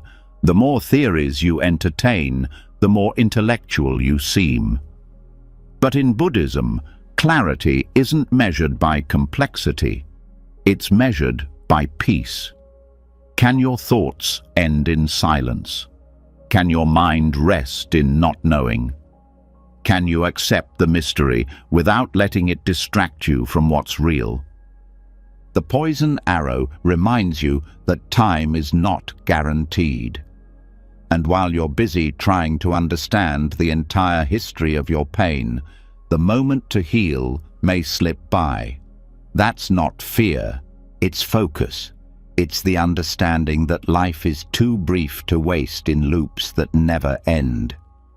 Wisdom is knowing when to cut the loop and return to stillness. This kind of mental training isn't glamorous. It doesn't win arguments or prove your intelligence, but it clears space. Space to breathe, to see, to respond with choice instead of habit. And in that space, the arrow comes out. The wound starts to close. Not because you understood every detail, but because you chose to stop bleeding. And it goes deeper. Letting go of useless questions also builds trust. Trust that you don't need to know everything to be okay. That uncertainty can be lived with. That peace doesn't come from having all the answers. It comes from aligning with what's true now. The Buddha didn't become enlightened by solving riddles. He became enlightened by sitting still with the present moment until illusion broke. This doesn't mean you avoid reflection. It means you know when to stop.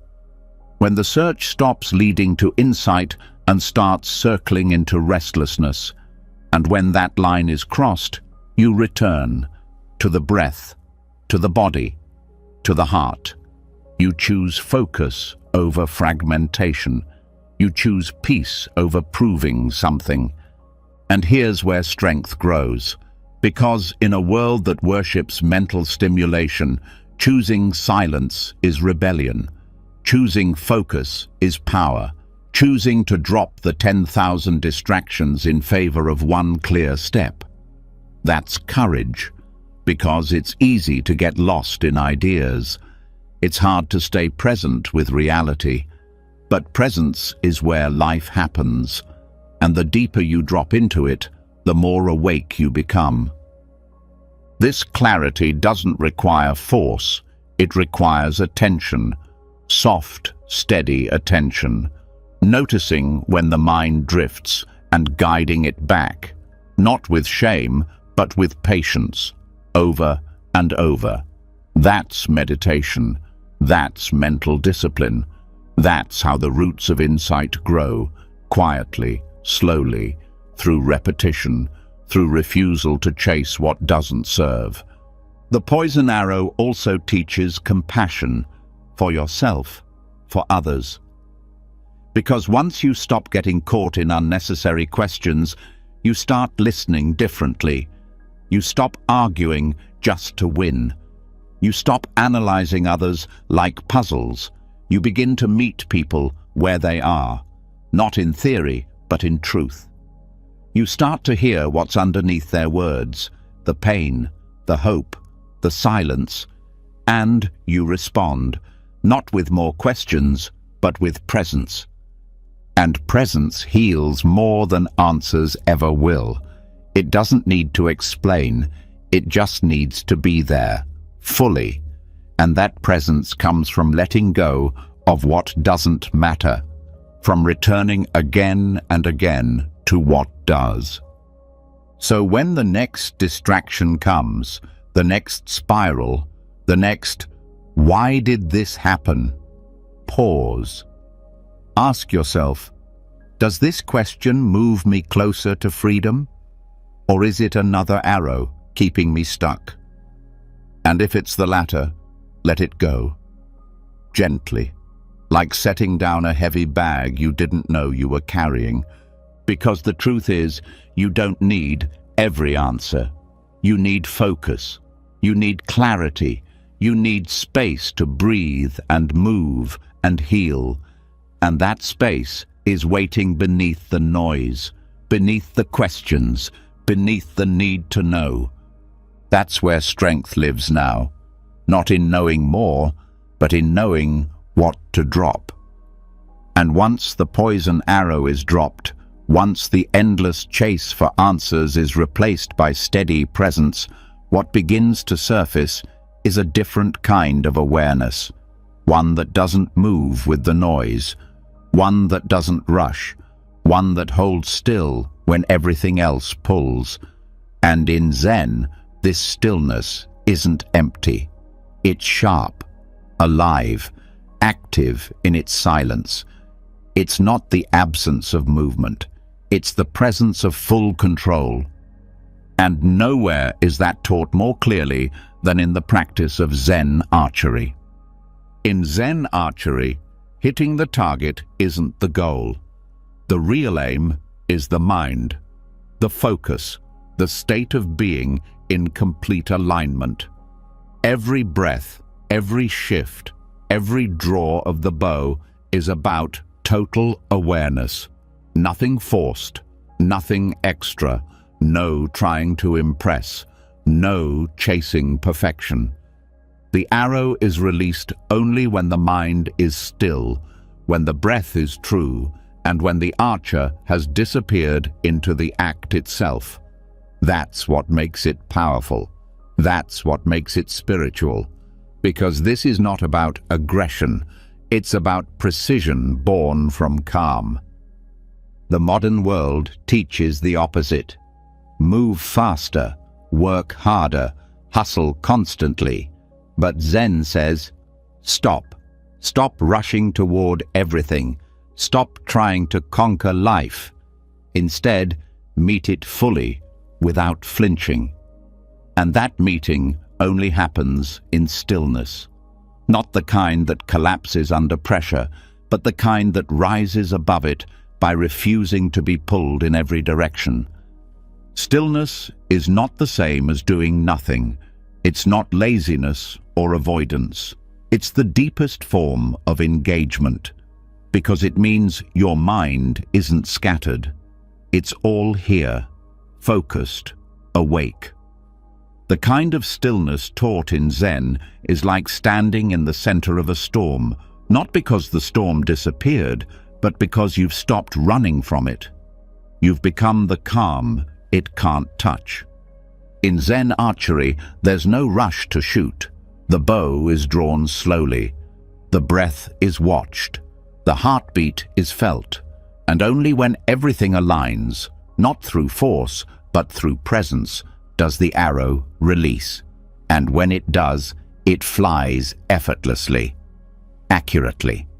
Not because it was pushed, but because nothing interfered. That's the lesson. Remove interference. Let what's natural move without tension. This kind of stillness must be trained. It doesn't come from thinking about peace. It comes from building a relationship with silence, with your body, with the now. And Zen archery becomes the metaphor for everything else. Your conversations, your reactions, your choices. Each moment becomes an arrow. Will you release it from stillness or from chaos? In daily life, this stillness looks like pausing before reacting, breathing before speaking, noticing the rise of anger but not grabbing it, feeling fear but not letting it speak for you. Stillness gives you space between the stimulus and the response, and in that space you regain control, not of the world, but of yourself. Most people believe power is loud, but the most powerful presence is the one that doesn't need to speak to be felt. Stillness doesn't broadcast itself. It doesn't beg for validation. But when it enters a room, it changes the energy. People lean in, they listen more, they feel something different.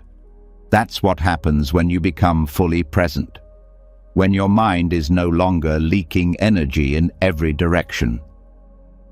Zen teaches that every action can be meditation. Washing a bowl, walking a hallway, drawing a bow.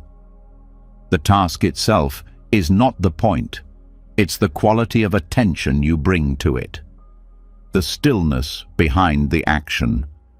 And the more you practice this, the more you notice how often you're not actually here. How often the body is in the room, but the mind is spinning somewhere else. That split is where peace disappears. Stillness stitches the pieces back together. And here's the thing, stillness isn't always comfortable. When the noise fades, you start hearing everything you've been avoiding, the restlessness, the fear, the buried thoughts. But this is where growth begins. Because when you stay instead of running, the silence stops being threatening. It becomes a mirror. And in that mirror, you see clearly. And from that clarity, strength rises. The The mind in stillness becomes like a clear lake. It reflects everything, but it clings to nothing. Emotions come and go, thoughts rise and fall, but nothing disturbs the depth. That's not the absence of feeling, it's mastery of it. You still feel, you still care. But you're not drowning. You're rooted, grounded in awareness. And this training doesn't require a bow, it requires attention. When you eat, eat slowly. When you speak, listen before you respond. When you walk, feel your feet. When you rest, truly rest. Each moment is an arrow. If you release it with awareness, it lands clean. If you release it in distraction, it misses, and you spend your life chasing after where it went. The warrior's stillness also teaches patience, not passivity, but the understanding that rushing weakens precision. Whether it's making a decision, healing a wound, or building a path forward, slowness done with intention outlasts speed done in panic. Zen archery isn't about who shoots first, it's about who shoots with truth. And when the world tests you, when criticism, chaos, or uncertainty shows up, your stillness becomes your shield. Because people can provoke you, but they can't move you unless you allow it.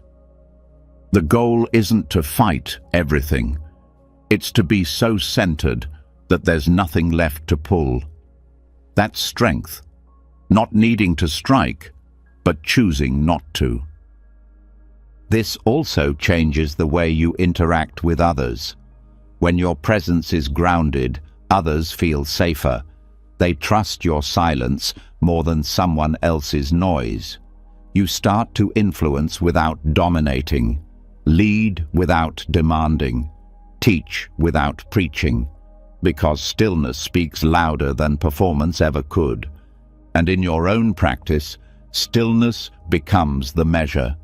Not how much you know, not how many books you've read, but how quiet your mind can stay when life shakes the ground. Can you stay present in discomfort? Can you keep your breath steady when things go wrong? That's the work, that's the test. Not in theory, but in real moments. Confrontations, deadlines, grief, loneliness. That's where the arrow is drawn. And the way you respond shows how deep the training has gone.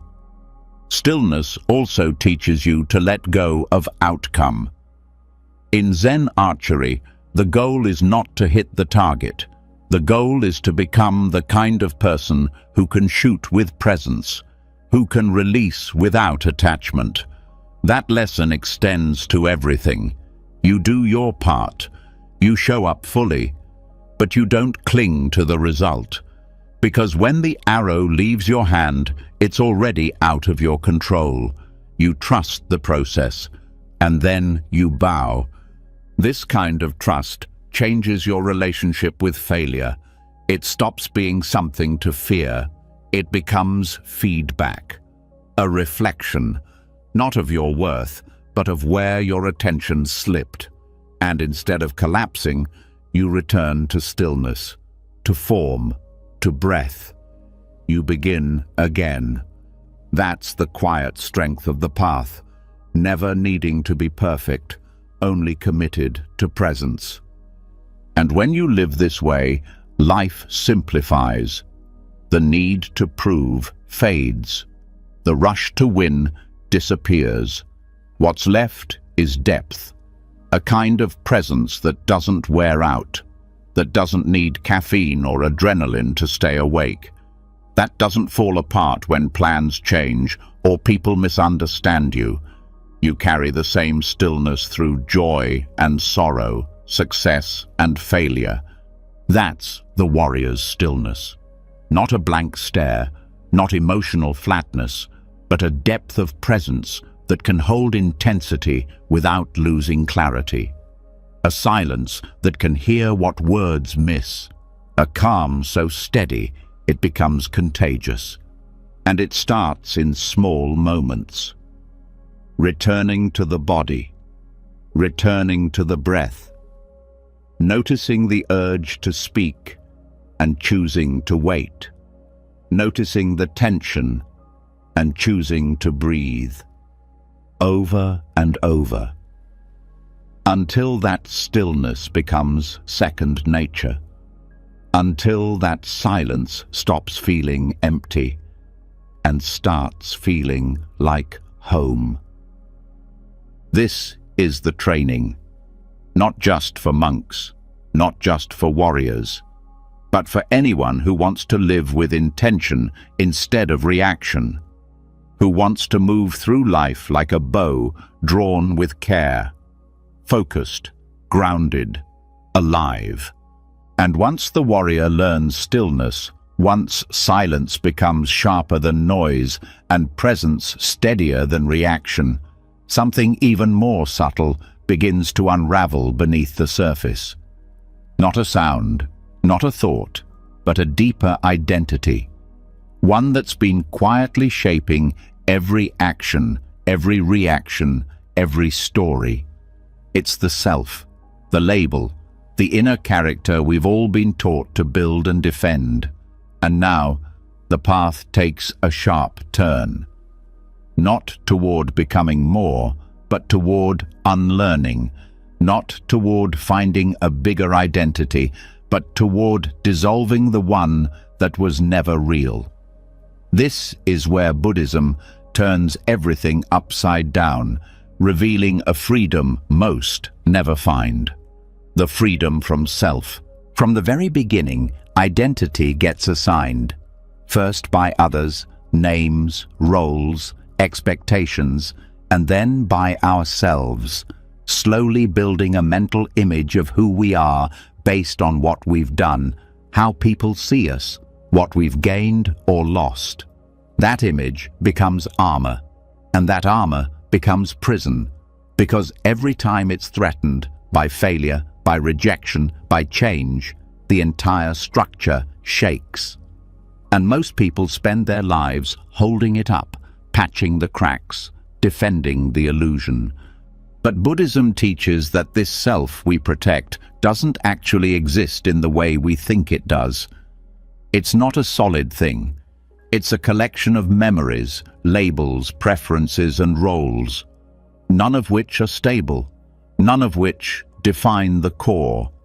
And yet we cling to them, suffer for them, feel shame over them, because the idea of being nothing terrifies us more than any pain. This is where the real strength begins to build, not in fixing the self, but in letting go of the belief that you are that self. Because shame only sticks when there's a self to wound. Guilt only grows when it has a me to punish. Doubt only circles when it believes there's someone who must prove their worth. But when the self is seen as a concept, those emotions lose their grip. They still arise, but they don't stay. They don't define. This isn't about being emotionless. It's about seeing through the structure of identity that magnifies every emotion into a crisis. When the self is loosened, everything softens. Criticism becomes information. Mistakes become moments. There's no I to defend, only presence to return to. And that presence doesn't need identity to exist. It simply is. In meditation, this becomes clearer. You sit, thoughts come, feelings rise, memories appear. But who do they appear to? Who is the one watching? That silent awareness, that ungraspable space behind all the noise, that's closer to truth than any personality trait or label you've carried. The more you observe, the more you realize you are not your thoughts. You are not your emotions. You are not your name or your story or even your face in the mirror. You are the space they move through. Unlearning the self doesn't mean disappearing. It means stop clinging. Stop building your worth on unstable ground. Stop needing others to reflect a version of you back in order to feel valid. That's emotional invincibility, not because you're cold, but because you're free. Free from the need to prove, to perform, to be someone special in order to be at peace. And that peace changes everything. When you're not caught in self-definition, you start to listen better, respond cleaner, speak with less weight. Actions become simpler because they're not trying to sculpt an identity. They're just honest expressions of presence. Compassion becomes more natural because there's no ego to protect, just shared humanity, shared pain, shared awareness. This also frees you from the past, because most regret comes from judging who you were. I can't believe I did that. I used to be this. I'm no longer that. But when you see that self as temporary, those stories soften. You weren't a fixed person back then. You were a collection of thoughts, feelings, and reactions. And now you're another one, and tomorrow another. This insight doesn't make you numb.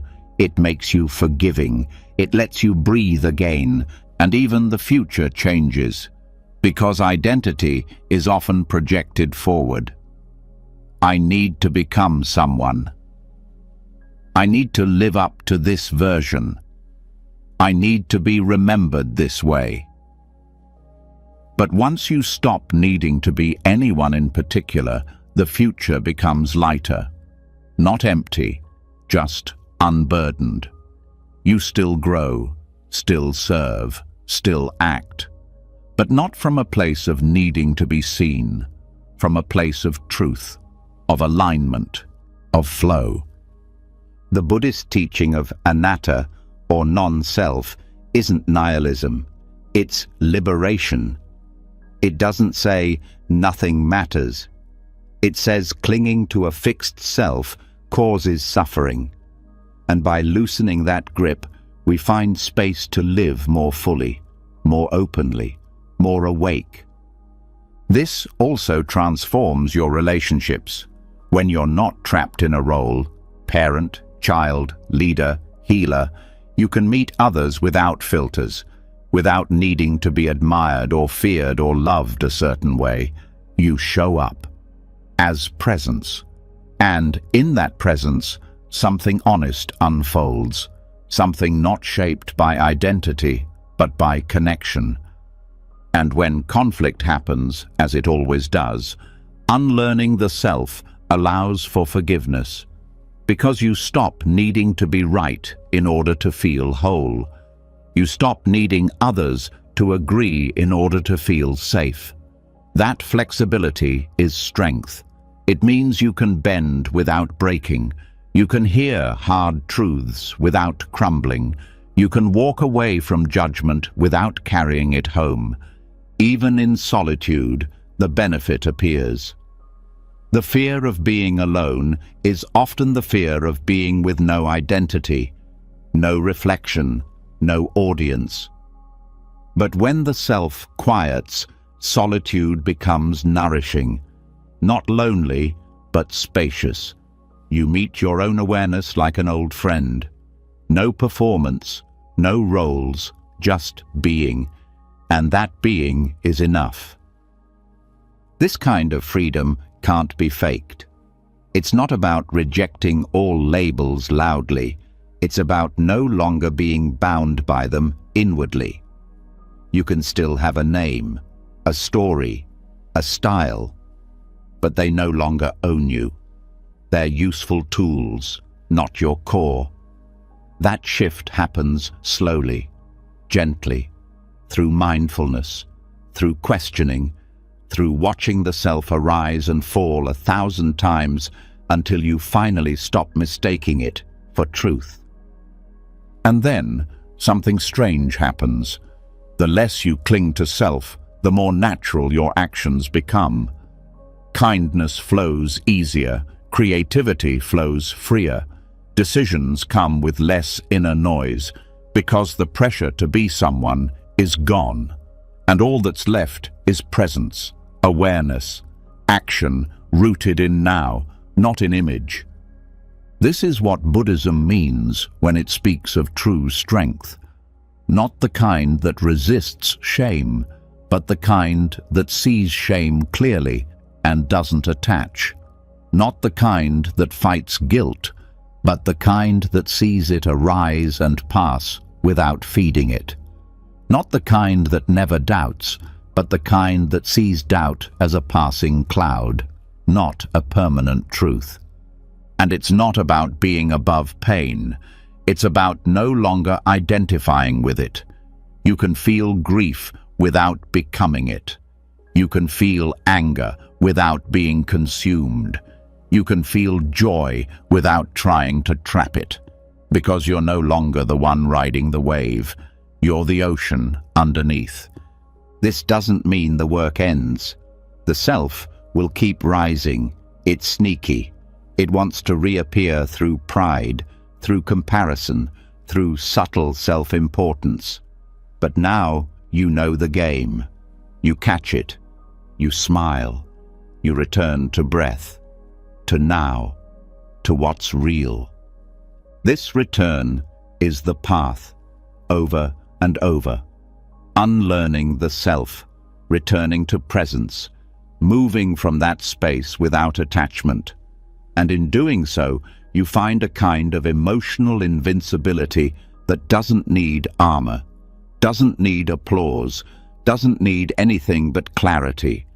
You are not your name, not your trauma, not your titles. You are what notices them all. And once the grip of self begins to dissolve, once the mind no longer builds its worth around shifting roles and fragile identities, something even deeper becomes clear. It's not just who we think we are that shapes our experience. It's what we think we see. The world doesn't always hurt us with what it is. It hurts us with how we see it. And this is where Buddhism turns its light toward perception itself. Because if perception bends reality, then fear is often not about danger. It's about distortion. And nowhere is this lesson made clearer than in the story of the rope and the snake. A traveler walks through the woods and sees a snake on the path. His heart races, his body freezes, fear floods in. But when he steps closer, he sees it's just a rope. No danger, no threat, just a misperception. But in that moment, the fear was real. The stress was real. His reaction, his panic, all of it came from something that didn't exist. This is not just a story, it's a metaphor for how the mind works every day. And the more clearly we see this, the less power fear holds. Perception doesn't just shape how we feel, it shapes what we believe, what we avoid, what we chase. And when perception is distorted, we react to life in ways that don't match what's really happening. Someone frowns, and we assume they're angry. A message goes unanswered, and we believe we're being rejected. A change arrives, and we treat it like a threat instead of an opening. Fear slips in quietly, not through facts, but through misreading them. The rope and the snake story teaches a kind of mental training that is central to Buddhist practice. Pause, look closer, and question what you think is true. Because most fear begins with misperception, and most freedom begins with clarity. The more we train our mind to see clearly, the less we're controlled by the shadows it creates. This doesn't mean fear isn't real. It means fear often reacts before truth arrives. The body feels it instantly. The heart races. The thoughts spin. But fear's power doesn't come from danger. It comes from confusion. When you learn to slow down and look again, you give the mind time to correct the story, to check the facts. And in that space, courage begins. Fearlessness isn't the absence of fear. It's the refusal to react to what hasn't been truly seen. Buddhism trains this through mindfulness, watching thoughts without believing them, observing feelings without being swept away, noticing the stories your mind tells, and asking, is this a rope or a snake? This practice starts with awareness. When fear arises, the first response is not to push it away or analyze it to death. The first step is to breathe and pause, to let the first wave pass without judgment. Fear wants urgency. It wants movement. But the moment you pause, you take back your power. You stop reacting and you start investigating. And here's where perception begins to shift. You realize how many fears aren't yours. They were inherited. Stories passed down, assumptions picked up along the way. Fear of failure, fear of abandonment, fear of not being enough. They didn't start with you. They were learned, and like the snake in the story, they can be unlearned too. This unlearning doesn't mean pretending fear is gone. It means learning to live beside it without letting it lead. It means looking at the rope and saying, I see what my mind is doing. I see how it's trying to protect me, but I'm not fooled this time. That's not denial. That's insight. That's what real courage is made of. Courage doesn't look like bravado. It looks like stillness in the face of rising panic. It looks like not turning away from discomfort. It looks like asking, what's really here? And when you look closely, you often find the thing you feared has no teeth, just noise, just memories, just perception twisted by habit. Buddhist psychology teaches that perception is one of the 5 aggregates, the building blocks of experience. And because perception is always filtered through conditioning, it must be questioned. That's why so much of Buddhist meditation isn't about stopping thoughts. It's about seeing them clearly. Watching how fear colors perception, watching how desire distorts it too, and slowly, gently retraining the eyes. When you see through distortion, the mind starts to relax. Not because life becomes perfect, but because clarity removes confusion. A rope is just a rope. An unanswered message is just a delay. A change in someone's mood isn't always about you. These realizations don't remove challenge, but they remove unnecessary suffering. That's what perception training gives: less confusion, more truth. And it's not just emotional clarity, it's psychological strength. The kind of strength that comes from knowing your reactions aren't always reality. The kind that lets you hold your fear with open hands instead of clenched fists. The kind that gives you room to respond instead of just react. In everyday life, this practice becomes essential. In conversations, in conflict, in decision-making. How often do we see snakes where there are none? We misinterpret tone. We assume bad intent. We project our past onto someone else's silence, and in doing so, we create stress where there could have been peace. But perception can be retrained. Retraining starts with slowing down, with listening more, with noticing the first story the mind tells, and waiting before you act on it. It means giving yourself permission to be wrong about your first interpretation. And in that humility, new options appear. New understandings emerge. The rope reveals itself. And this has profound effects on relationships. Fear often shows up in the gap between perception and truth. When we assume the worst, we shut down, we lash out, we withdraw. But when we pause and ask, what if I'm misreading this? Something shifts. Compassion enters, curiosity enters. We stop defending and we start connecting. This also builds inner confidence. Because the less fooled you are by your own fear, the steadier you become. You stop needing every situation to be safe before you feel okay. You start trusting your ability to meet life with awareness instead of anxiety. That's not perfection, that's power. And the truth is, perception is always changing. What you once feared becomes familiar. What once overwhelmed you becomes a lesson. The mind can adapt, but it needs guidance. Without awareness, it runs old scripts. With awareness, it updates. That's the work. Not to force perception into something ideal, but to align it closer to reality.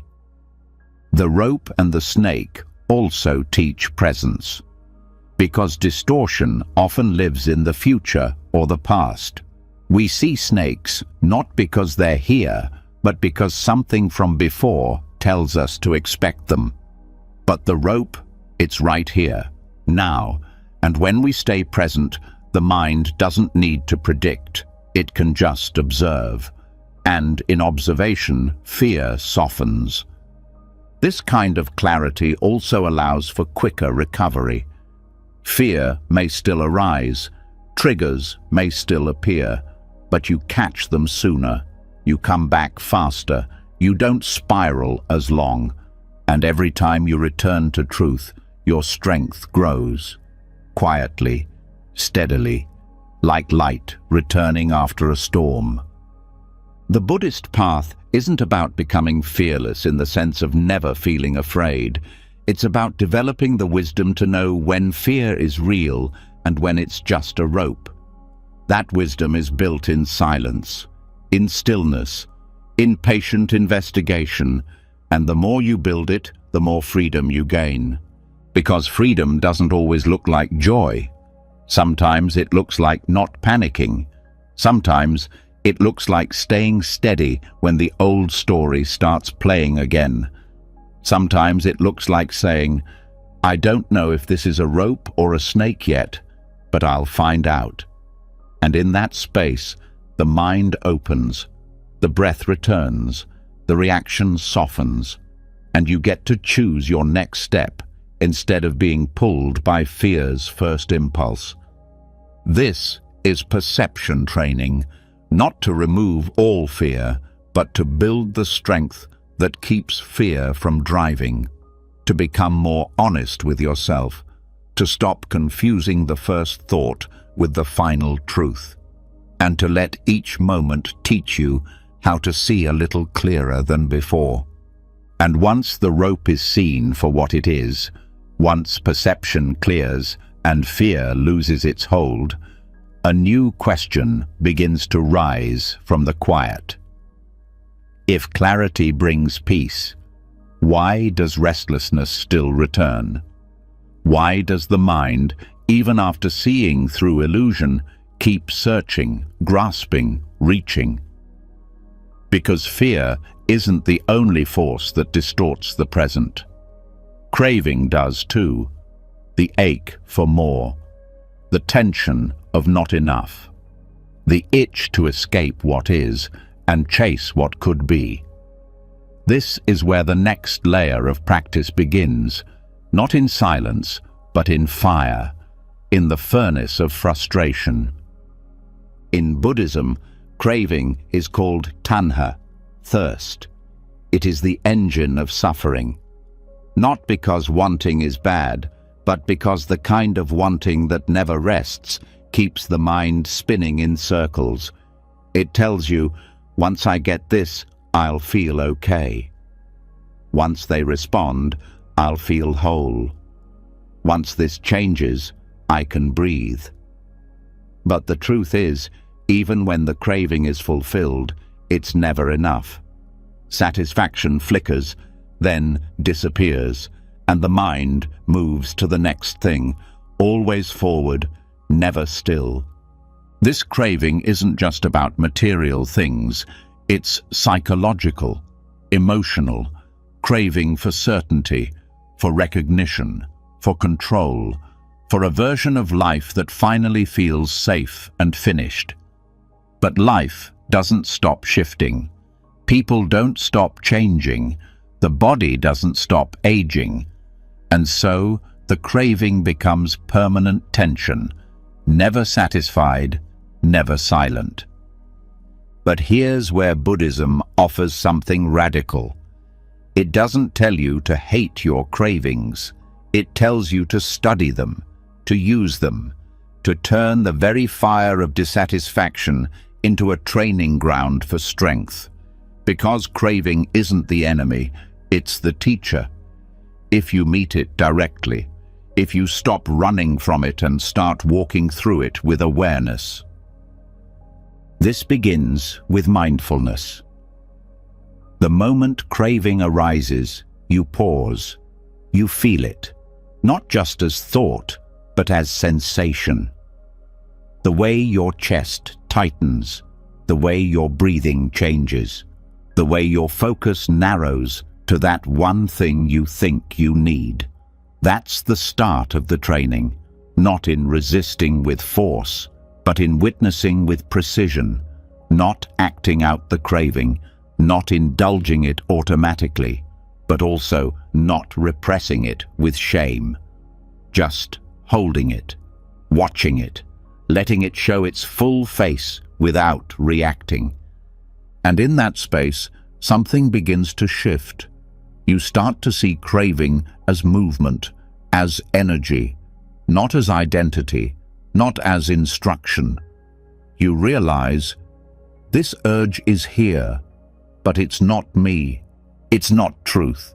It's just a pattern rising and falling in the mind. That insight builds a gap, and in that gap, choice returns. You can say no, not out of guilt, but out of clarity. You can sit with the desire without feeding it, and in doing that, you begin to melt the mental habits that once ruled you. Every moment you don't give in is a moment of strength being built, not by force, but by patience. You become steady, spacious, unmoved by urges that used to control you, and the fire becomes useful, because it reveals where your attachments live. What you crave most intensely often shows you where your identity is tangled. The desire to be liked, to succeed, to be seen a certain way. These aren't random. They point to where the self is still clinging. And if you follow that thread mindfully, you can begin to untangle it. Craving is also a mirror. It reflects how deeply you believe peace is always somewhere else, somewhere later. Once you lose the weight, once the relationship works, once the job feels secure. But Buddhism invites a different path. It says peace is now. But it's buried under the illusion that something else must happen first. Craving is that illusion, and sitting with it, not acting on it, burns it down. This doesn't mean you stop wanting things. It means you stop being ruled by the wanting. You can have goals, you can move toward change, but without the inner grasping, without the belief that happiness is only possible once something else happens. That belief is the source of suffering, not the goal itself, but the desperation beneath it. And craving isn't always loud. Sometimes it whispers. The subtle dissatisfaction with how your day went. The quiet resentment that things didn't feel as good as you hoped. The underlying tension of always needing to be somewhere else, someone else, doing something more. That's craving too, and it adds up. It wears down your presence, your patience, your ability to rest in the now. But the moment you catch it, mid-thought, mid-desire, mid-frustration, you can change the trajectory. You can soften the grip. You can return to the breath. And every time you do that, your discipline grows, not as punishment, but as strength built from clarity. You're not fighting the craving, you're seeing through it. And what you see is this: craving creates dissatisfaction not because it fails, but because it promises something it can't deliver. It promises permanent relief. But the mind that gets what it wants is the same mind that will want again. So Buddhism doesn't chase relief, it trains presence, so that peace isn't conditional, so that you're not dependent on the world matching your preferences to feel okay. This also shifts how you handle pain, because often craving arises as escape, wanting to feel different, to distract, to numb, to avoid. But when you learn to stay with discomfort, to not reach for the usual fix, you start to build a different kind of resilience, the kind that doesn't come from changing what you feel, but from being able to hold what you feel without breaking. And over time, this changes your nervous system, your stress response, your emotional patterns, because every time you sit with craving without reacting, you send the body a new message. I'm safe here. I can stay. I don't need to run. That message rewires everything. It builds a groundedness that no achievement or relationship can give, because it's not built on having, it's built on letting go.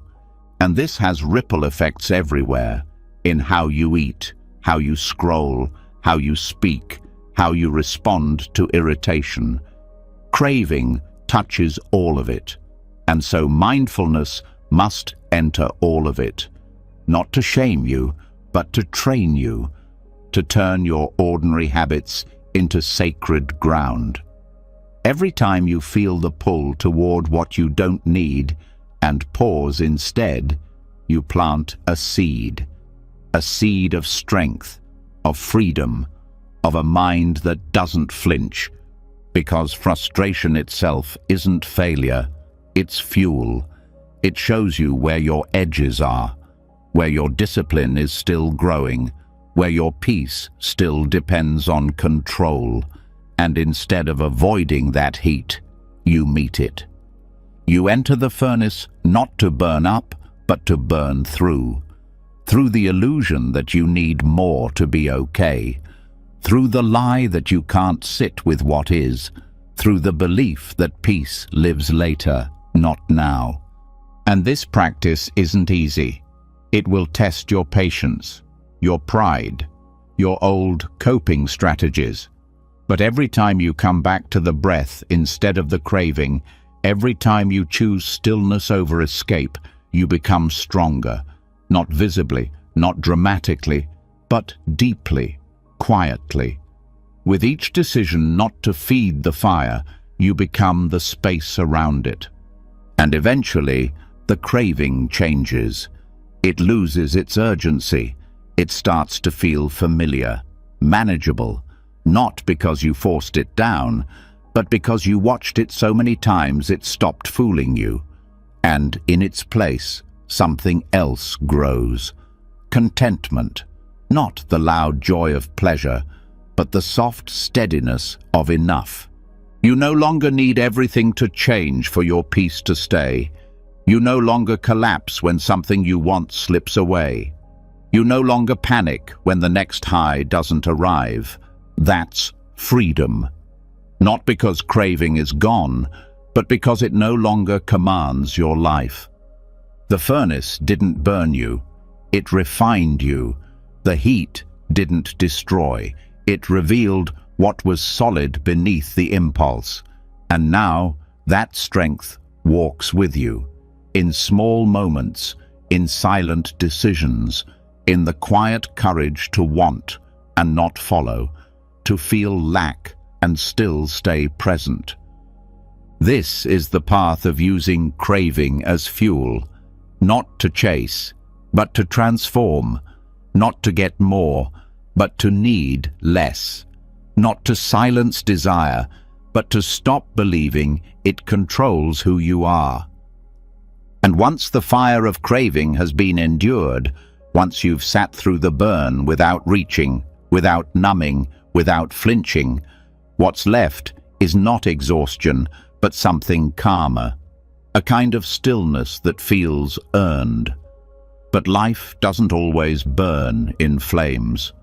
Sometimes it strikes like a storm, sudden, cold, disorienting, and it's not about desire anymore. It's about reaction. The snap in your breath when things don't go your way. The tightening in your chest when someone pushes your limits. The jolt of judgment, panic, or insult. This is the next level of strength. Staying still in the storm, not hiding, not suppressing, but mastering the art of non-reactivity. The Buddhist cold shower for the mind. Non-reactivity doesn't mean you stop feeling, it means you stop becoming the feeling. You learn to hold the heat without spilling, the cold without shutting down. You witness the wave rise and you let it break, without lashing out, without escaping, without letting it drag you under. That's the training. And like a cold shower, it's uncomfortable at first, but it builds something most people never touch: emotional resilience born from stillness under pressure. Equanimity, in Buddhist terms, is the mind's balance point, the place where peace doesn't come from comfort, but from steadiness. You don't need things to be easy to feel okay. You don't collapse when they aren't. And the way to build this is the same way you'd train the body for cold: exposure. Deliberate, repeated exposure to discomfort. Not to become numb, but to become clear, to teach the system you are safe, you don't have to react. This training happens in the small moments first. Someone cuts you off in traffic. Your phone glitches. A plan gets cancelled. The mind wants to fire off. But instead of obeying the impulse, you pause. You feel the heat rise. You notice the breath shift. And then you stay. No explosion, no story, just presence. That moment, tiny, silent, is where strength builds. Not in the dramatic victories, but in the 1,000 times you chose stillness over reaction. And like cold exposure, the mind fights back at first. It says, react now. Say something. Fix this. Punish them. But when you breathe through that signal, you interrupt the loop. You retrain your nervous system. You show your body and mind that discomfort is not danger, that not every pain is a crisis, that not every impulse needs a response. This changes the way you handle emotions too. Anger, sadness, jealousy, they still show up. But you stop treating them like emergencies. You treat them like weather, storms that pass, feelings to witness, not follow. That's equanimity, not coldness, clarity, not resistance, acceptance, and it turns your mind into something unshakable, not because life gets easier, but because your relationship with difficulty changes. Think of non-reactivity like sitting under a waterfall. The force of emotion hits, but instead of being swept away, you root yourself. You feel it fully, but you don't lose yourself in it. And the more you practice this, the more natural it becomes. Eventually, the waves lose their power, not because they're smaller, but because you're deeper. This is why Buddhist monks train in silence, why they walk slowly, why they bow, eat, and move with deliberate attention. It's not for show, it's training. Each moment becomes a chance to feel a rising urge and not follow it. To notice impatience and breathe through it. To meet irritation with stillness instead of speed. The outer calm reflects the inner one, built through repetition, not accident. And this training isn't limited to monasteries. It's for everywhere, in your work, your home, your relationships. Because the world will test your edges. People will misunderstand you. Events will shake your plans. Emotions will rise fast. But if you've built the capacity to pause, to feel without obeying, you stay steady. You become the calm in the room. This doesn't mean you tolerate injustice or swallow your voice. It means your response is clean, thoughtful, grounded. Non-reactivity gives you choice. The ability to decide what serves instead of reacting from what hurts. It breaks the habit of exploding or collapsing. It creates space between trigger and action, and in that space, freedom lives. One of the most powerful teachings in Buddhism is that we don't suffer because of what happens, but because of how we react to what happens.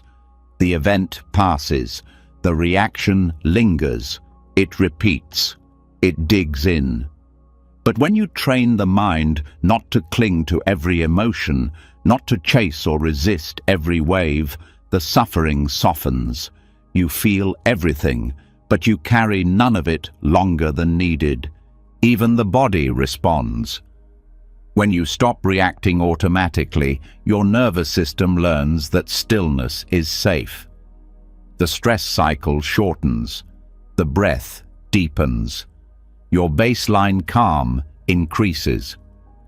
This isn't theory, it's physiology. Reaction burns energy. Stillness stores it. That's why people who train in non-reactivity feel different. Not just emotionally, but energetically. Their presence isn't loud, but it's solid. And you don't need hours of meditation to start. You just need the next moment, the next irritation, the next tension. When it comes, pause, breathe, feel the reaction rising, and choose not to feed it. Watch it like a scientist, label it without judgment, let it pass. That's the rep, that's the cold shower. Every time you do it, the mind becomes less reactive, and the space inside you becomes larger. This also changes your sense of identity, because so much of who we think we are is built from reaction. I'm an angry person. I'm anxious. I'm sensitive. But when you stop reacting, you start questioning those labels. You realize, I'm not my impulse. I'm not my mood. I'm not this wave of emotion. I'm the space it's moving through. That realization is not just insight, it's liberation. And the more you practice, the more surprises come. Things that used to shake you don't. People who used to trigger you don't. Not because they changed, but because you did. You became less available for chaos, less hooked by drama, less reactive to things that used to steal your peace. That's not ego, that's freedom. Even the practice of watching the breath becomes a tool here, because the breath is always neutral. It doesn't judge, it doesn't argue. When you return to it, you return to a space untouched by the story. That's why it's the anchor, the cold water for the mind, the reminder that underneath all of this, you are still here, still aware, still calm. And eventually, you stop fearing discomfort. You stop fearing emotion, because you've trained with it, sat with it, passed through it without acting on it. And once you know you can do that, you walk differently. Not with arrogance, with peace, a peace that isn't shaken by every storm, a peace that doesn't need silence to exist, but creates it. This isn't perfection, it's practice. There will be moments you react. That's okay. You return, you breathe, you learn, and slowly your baseline changes. The default becomes calm, the response becomes choice, and the storm passes through you instead of pulling you into it. This is the strength of non-reactivity, not flashy, not dramatic, but life-changing. Because in a world constantly triggering, pushing, and pulling, being still is the most radical thing you can do. And after enough time in the cold, after sitting through the shock of discomfort without reacting, without running, something else begins to grow underneath the skin. Stillness that doesn't tremble. A kind of quiet that's not passive, but powerful. A presence that no longer flinches when pressure rises or when life tests your edges. This is not numbness. It's not distance. It's something deeper, more grounded. It's what Buddhism points to when it speaks of the mind as a mountain, not because it doesn't feel, but because it doesn't move. Now the training goes inward, not to escape the world, but to anchor within it. This is the core of Buddhist meditation, not to float above life, but to become unshakable in the middle of it. Meditation in this context isn't about achieving bliss or reaching special states. It's about presence. It's about building a mind so steady that even when the world stirs with chaos, even when emotions try to pull you under, even when thoughts scream for your attention, you remain. Not as a wall, but as a witness. Not cut off from life, but deeply rooted in it. The image of the mountain isn't about detachment from reality. It's about a connection so deep, so grounded, that nothing on the surface can uproot it. And the process begins the moment you sit. When the body is still, the mind reveals its habits, the urge to fix, to chase, to problem solve, the itch to label, to predict, to escape. All of it shows up. Not because you're failing, but because you're finally paying attention. And in that awareness, you start to see what usually drives you, the thoughts you confuse for truth, the feelings you mistake for commands, and instead of being pulled by them, you observe. You breathe, you sit. Over time, this sitting becomes more than just posture. It becomes a statement. I will not run. I will not hide. I will stay. And the more you stay, the more you build the capacity to remain unshaken, not because storms stop coming, but because you stop getting lost in them. The mountain doesn't stop the weather, it holds through it. That's the strength you're cultivating. And this stillness is active. It sees everything, hears everything, feels everything, but it doesn't get entangled. The mind becomes wide enough to hold pain without panic, spacious enough to hold joy without clinging, present enough to witness the full spectrum of life without collapsing into it. This isn't easy, but it's what changes everything. At first, it may feel impossible. The thoughts won't slow down, the body fidgets, the emotions rise in waves. But the practice is not to fix those things, it's to let them be there without becoming them. When sadness arises, you don't drown, you watch. When anger spikes, you don't erupt, you breathe. When fear whispers, you don't run, you return to now. That's the discipline. That's the quiet revolution taking place inside you. And this doesn't just affect your inner world, it transforms your outer one too, because the stronger your presence becomes, the less you react out of fear, the less you speak from insecurity, the less you fall into habits that hurt you. You start responding instead of reacting, listening instead of defending, pausing instead of pushing. And in that shift, your relationships soften, your decisions sharpen, your energy steadies. The mountain doesn't reject the world, it holds space for it. And meditation trains you to do the same. When conflict arises, you meet it with presence. When uncertainty hits, you meet it with breath. When things don't go your way, you don't collapse into frustration. You stay rooted, not because you've stopped caring, but because you've stopped needing control to feel safe. This kind of mind isn't developed overnight. It's carved slowly, like stone, shaped by time, by repetition, by returning again and again to the same still point. Each sight deepens it. Each breath steadies it. And even when you think nothing's happening, the roots are growing. You may not notice at first, but others will.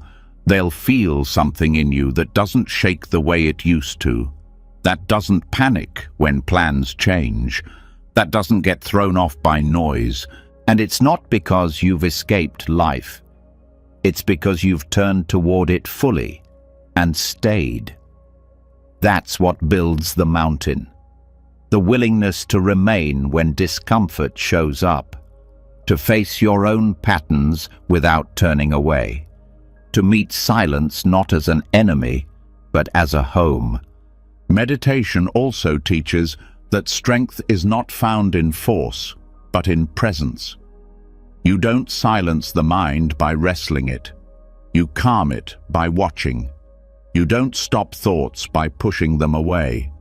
You let them pass like clouds over a vast sky. The more space you give them, the less they control you. The mountain doesn't chase the clouds. It lets them come and go, and it stays. And that same strength begins to show up in daily life. You notice the space between impulse and action. You feel the pull to speak, but you choose to listen. You hear the old story rising, and you don't feed it. That's what meditation gives, not control over everything, but mastery over your own inner world. Even in crisis, this training holds. When grief hits, when fear returns, when everything feels like too much, you don't have to pretend you're okay. You just have to stay present, to keep breathing, to keep returning. That's what the mountain does. It doesn't avoid the storm. It faces it, and it holds. And over time, meditation becomes more than a practice. It becomes a way of being. You don't have to sit in silence to be present. You bring the mountain into every interaction, into traffic, into meetings, into hard conversations, into heartbreak. You begin to live from that place, from presence, from depth, from a quiet that doesn't ask for attention, but radiates stability. And this depth becomes a refuge. When life is loud, you return to breath. When thoughts race, you return to stillness. When others react, you respond from center. And you begin to see how much suffering is optional, how much chaos comes not from life, but from our refusal to pause before we move, from our habit of reacting before we breathe. Meditation breaks that habit. It rewires the nervous system to wait, to witness, to stay. And in doing that, it creates a mind that doesn't need to be perfect to be peaceful. A mind that doesn't need answers to feel whole. A mind that is no longer pulled by every passing emotion, but anchored in the now. This isn't passive peace, it's active presence. And it's built through every sit, every breath, every time you close your eyes, not to escape, but to see more clearly, to feel more honestly, to respond more wisely. That's the path, and it's not far away. It's one breath deep, over and over, until the storm no longer controls you, until the world can shift and turn and roar, and you stay right here, still, grounded, awake. This is the mountain that watches. And once the mind becomes a mountain, once presence becomes strong enough to hold still through storms, the next challenge is not how to withstand chaos, but how to stop inviting it. Because even when the world quiets, the noise inside doesn't always follow. It clings to stimulation, to options, to endless things that feel important. And slowly, silently, that noise steals the strength that was just built. This is where the deeper work begins, not by adding more, but by choosing less. Voluntary simplicity isn't just about a lifestyle, it's about mental freedom. It's the art of removing distractions, not to live with lack, but to make space for clarity, focus, and real peace. In Buddhist practice, simplicity is not deprivation, it's design. The monastic codes that guide monks and nuns aren't punishments, they're tools.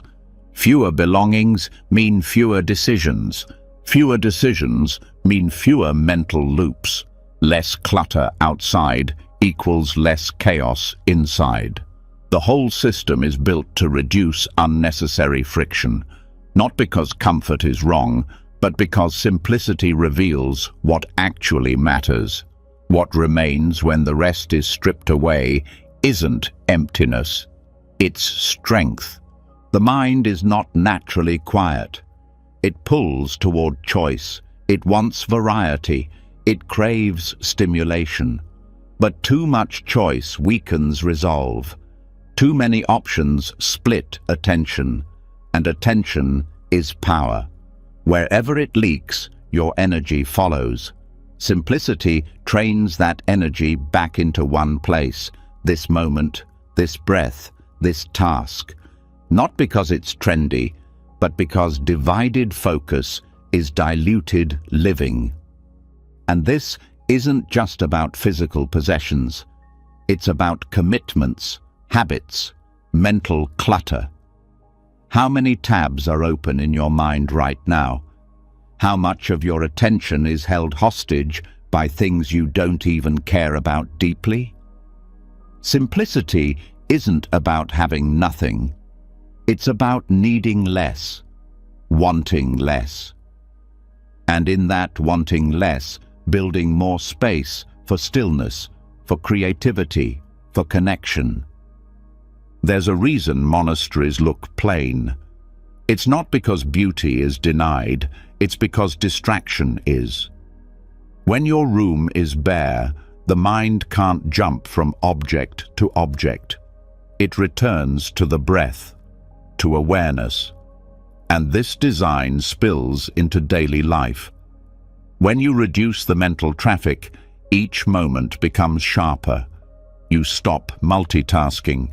You stop checking out. You start living with full attention again. Voluntary simplicity also protects discipline, because when the world keeps offering you more, it takes strength to say no, to choose silence over scrolling, to choose rest over another obligation, to choose depth over novelty. And every time you do, you reinforce your inner clarity, not out of denial, but out of knowing the cost of overstimulation, the cost of always reaching for something new while the present moment waits unnoticed. This doesn't mean life becomes boring. It means it becomes intentional. When you eat, you eat. When you speak, you speak. When you walk, you feel your feet. Each action becomes sacred, not because of what it is, but because of the space you gave it. That's what simplicity offers. Not the removal of joy, but the return of presence to things you forgot were joyful. And the mind, when it adjusts, starts craving less automatically. Once it experiences the peace of fewer distractions, it stops chasing stimulation as much. The nervous system recalibrates. The dopamine feedback loops slow down. You stop needing constant noise to feel alive. And in the quiet, you realize that most of what you thought you needed was only blocking you from seeing what was already here. In practice, this might mean owning fewer clothes, or saying no to more events, or leaving more space in your schedule, or deleting apps that steal your focus. But beneath all that, the real simplicity is internal. It's how many identities you carry, how many expectations, how many mental checklists you run every hour. When those drop, what remains is clean, focused, grounded. Even monks who live with almost nothing aren't practicing poverty. They're practicing freedom, because the less they have, the more attention they reclaim. And with that attention, they train, they serve, they reflect, they deepen. That's the core principle. Clear space equals clear mind, and a clear mind is unshakable. But in modern life, simplicity has to be chosen. No one hands it to you. The default is complexity, more notifications, more choices, more noise.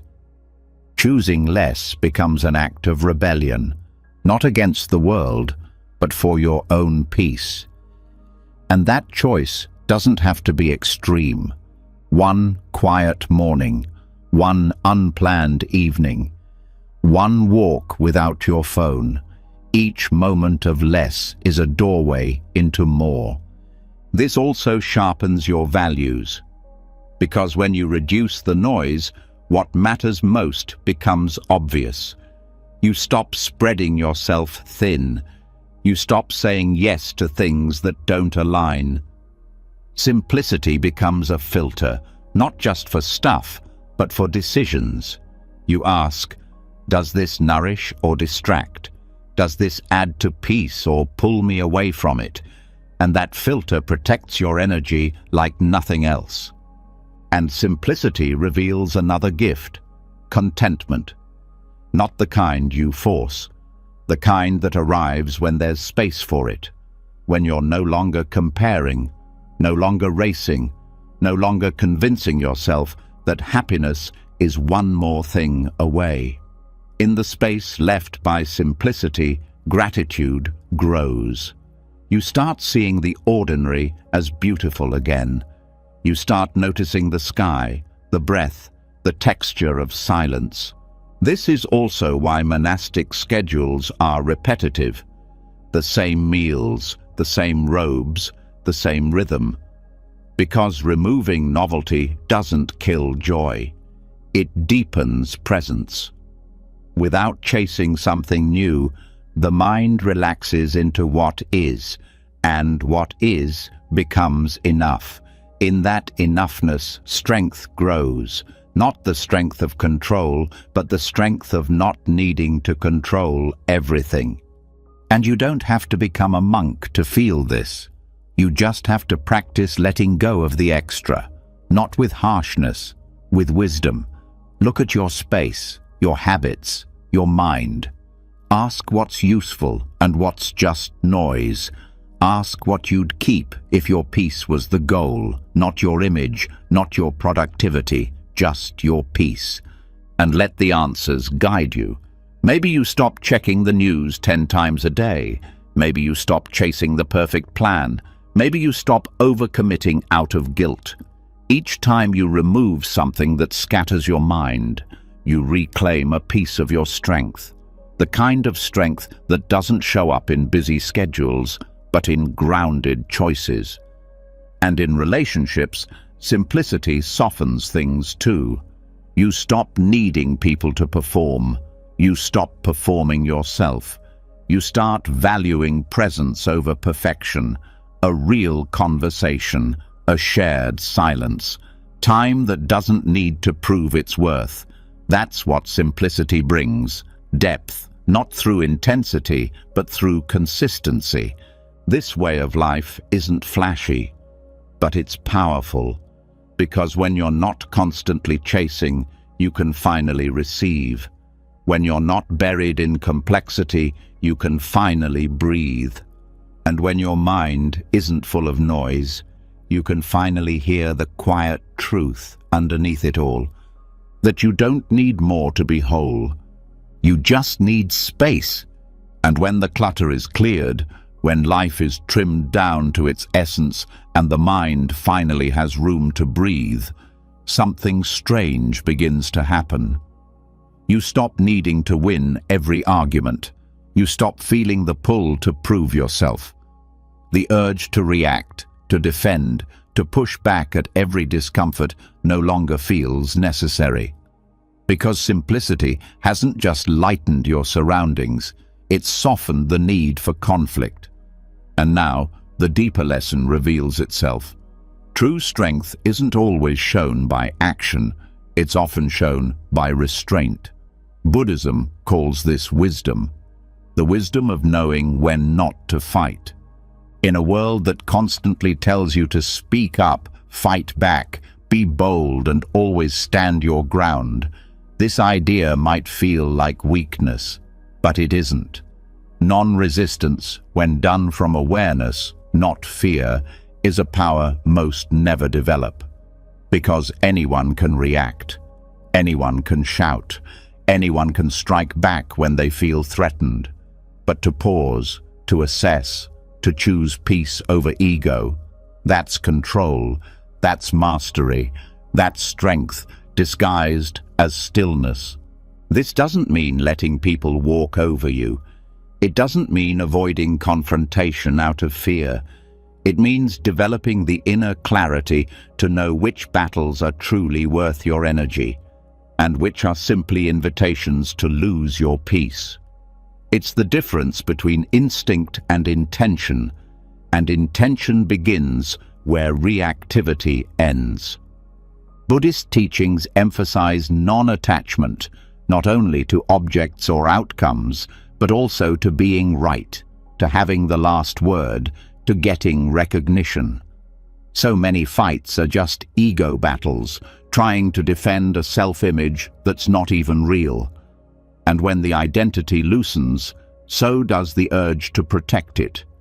You stop defending illusions, and you start defending your inner stillness instead. Walking away doesn't always mean giving up. Sometimes it means stepping back to preserve what actually matters: your clarity, your values, your peace. It means recognizing that not every insult is worth a response, that not every challenge needs your fire, because not all conflicts are about truth. Some are just storms passing through other people's unprocessed emotions, and jumping in doesn't make you strong, it makes you tangled. Knowing when not to fight also sharpens your vision.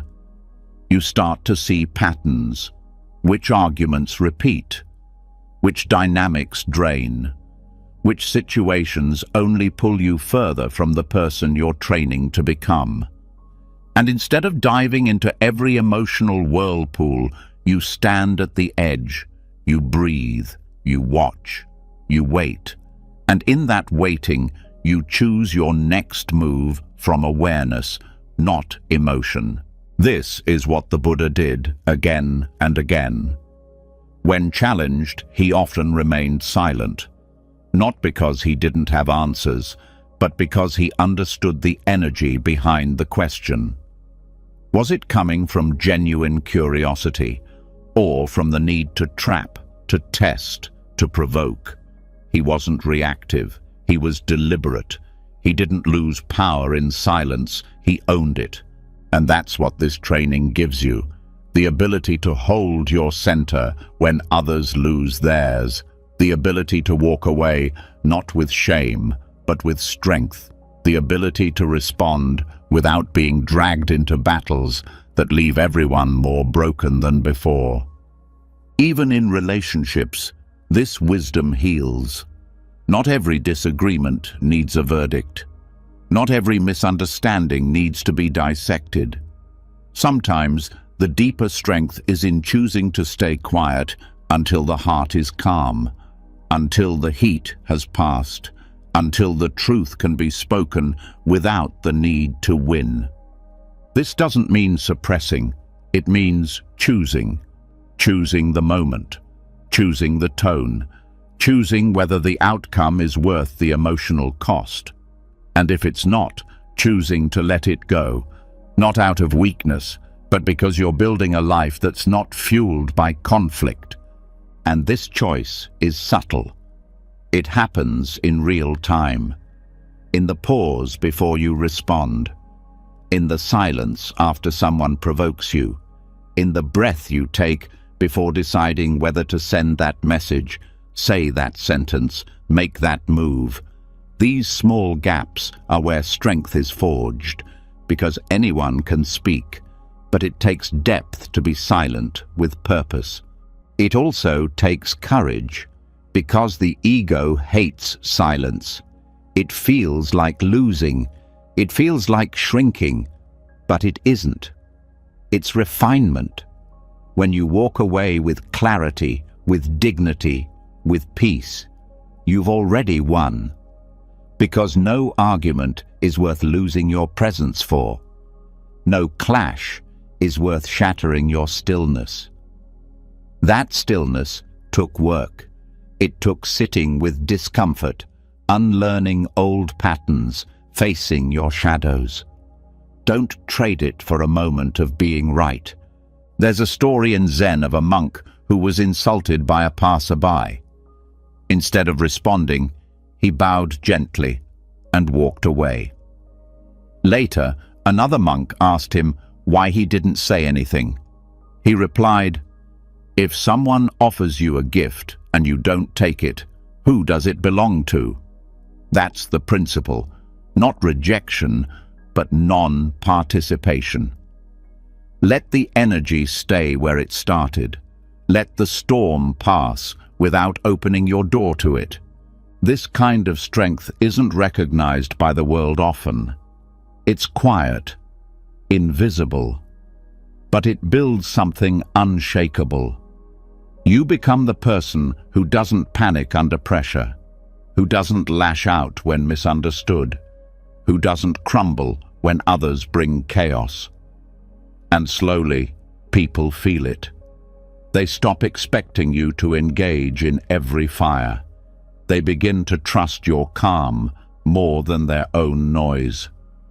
And this training must be lived, not just understood, in real conflicts, in real disappointments, when someone blames you unfairly, when someone speaks with cruelty, when someone attacks your character.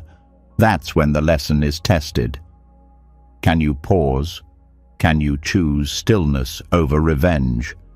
Can you protect your energy by walking away, not out of fear, but out of love, for your own sanity, for your long game, for the path you're walking?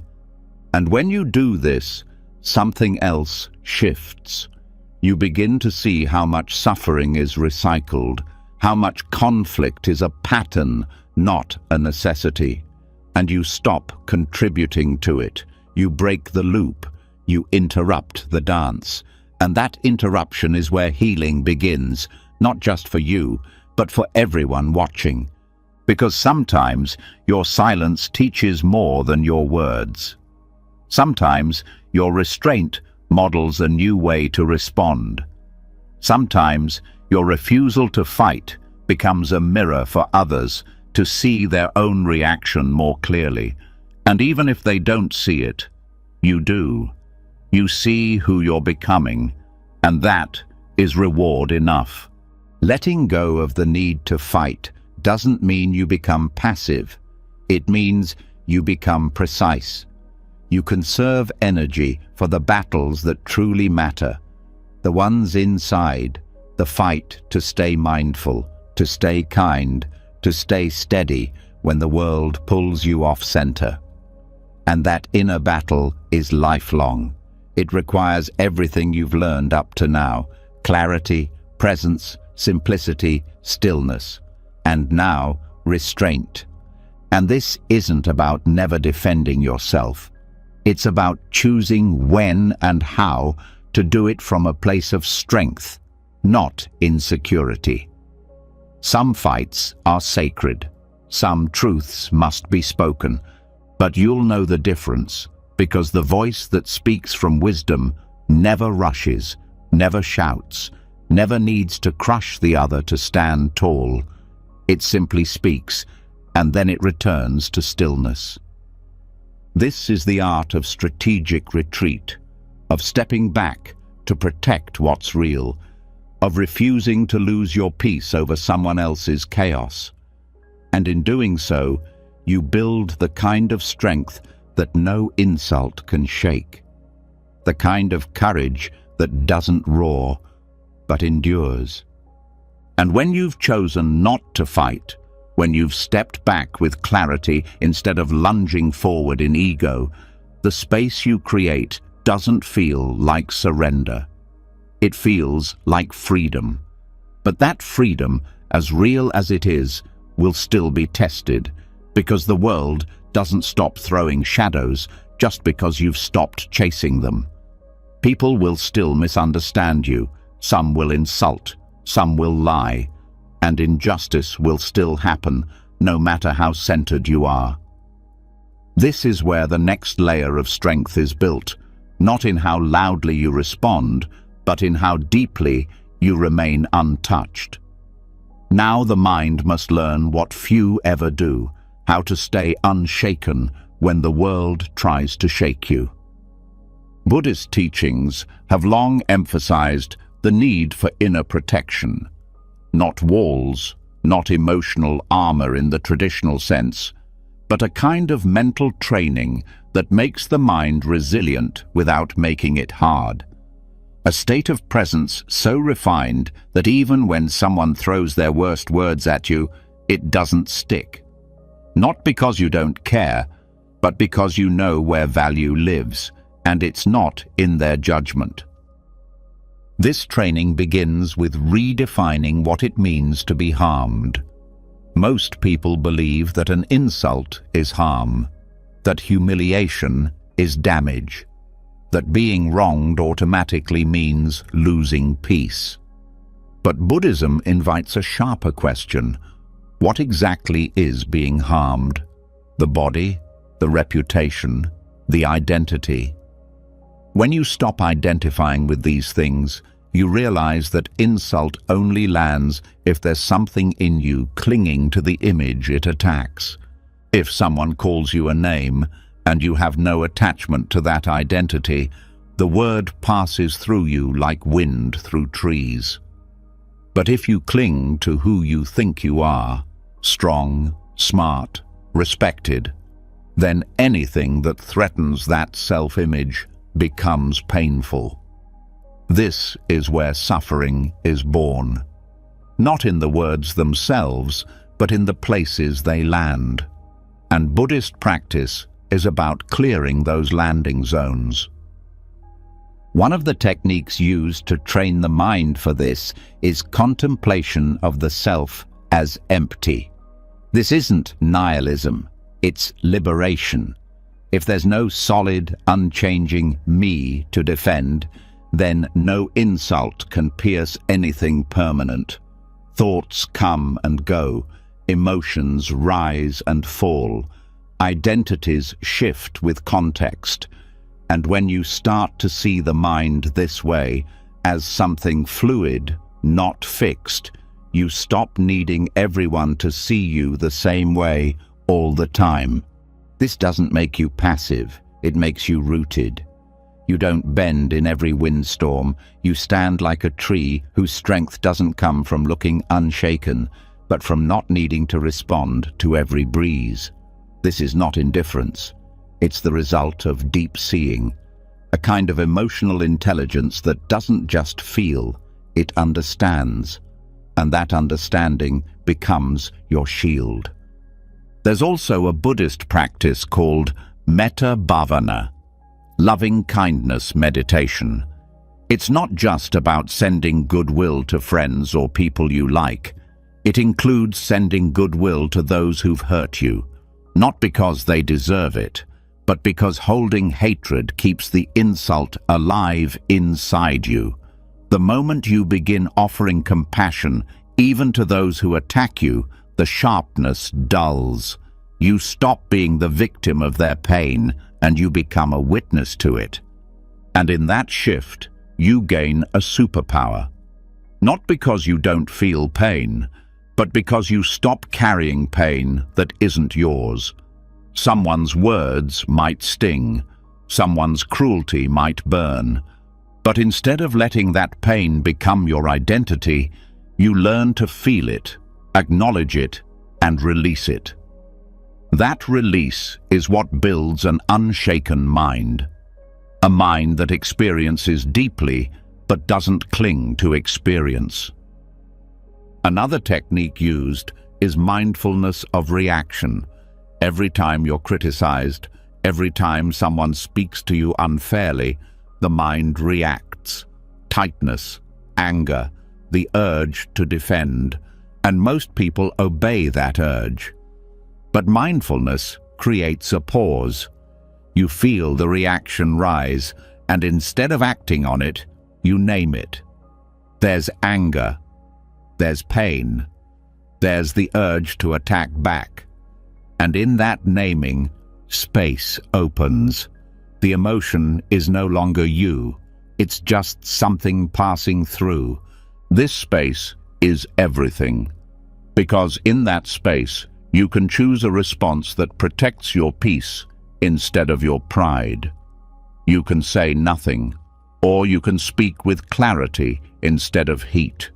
You can walk away with calm instead of revenge, and each time you do, the mind learns. We don't have to collapse when insulted. We don't have to react when poked. We can stay grounded. Buddhist monastics train this especially when facing criticism or humiliation. Some even seek out these moments, not to be hurt, but to observe the mind's attachment.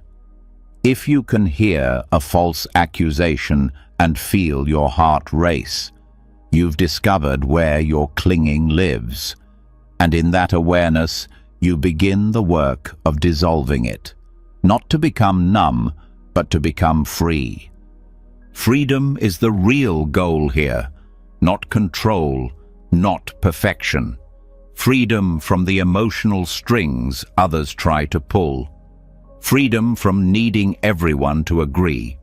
Freedom from being imprisoned by other people's approval or disapproval. That kind of strength doesn't wear a crown. It wears silence, stillness, a quiet that can't be touched. And even in the face of injustice, real injustice, this training holds. Buddhism doesn't ask you to ignore wrongs. It asks you to meet them with wisdom instead of reaction. There is strength in speaking truth, but it's stronger when it's not fueled by revenge. When your action isn't a tantrum, but a deliberate move rooted in compassion and clarity. Because the truth is, most people who attack others are reacting from their own pain. They're projecting. They're lost in their own distortion. And when you understand that, you stop taking things so personally. You stop confusing someone else's suffering for your identity. And in that separation, you find peace. That peace becomes your home, your anchor. And when it's stable enough, the world can scream, and you can whisper back, "I don't need to absorb this."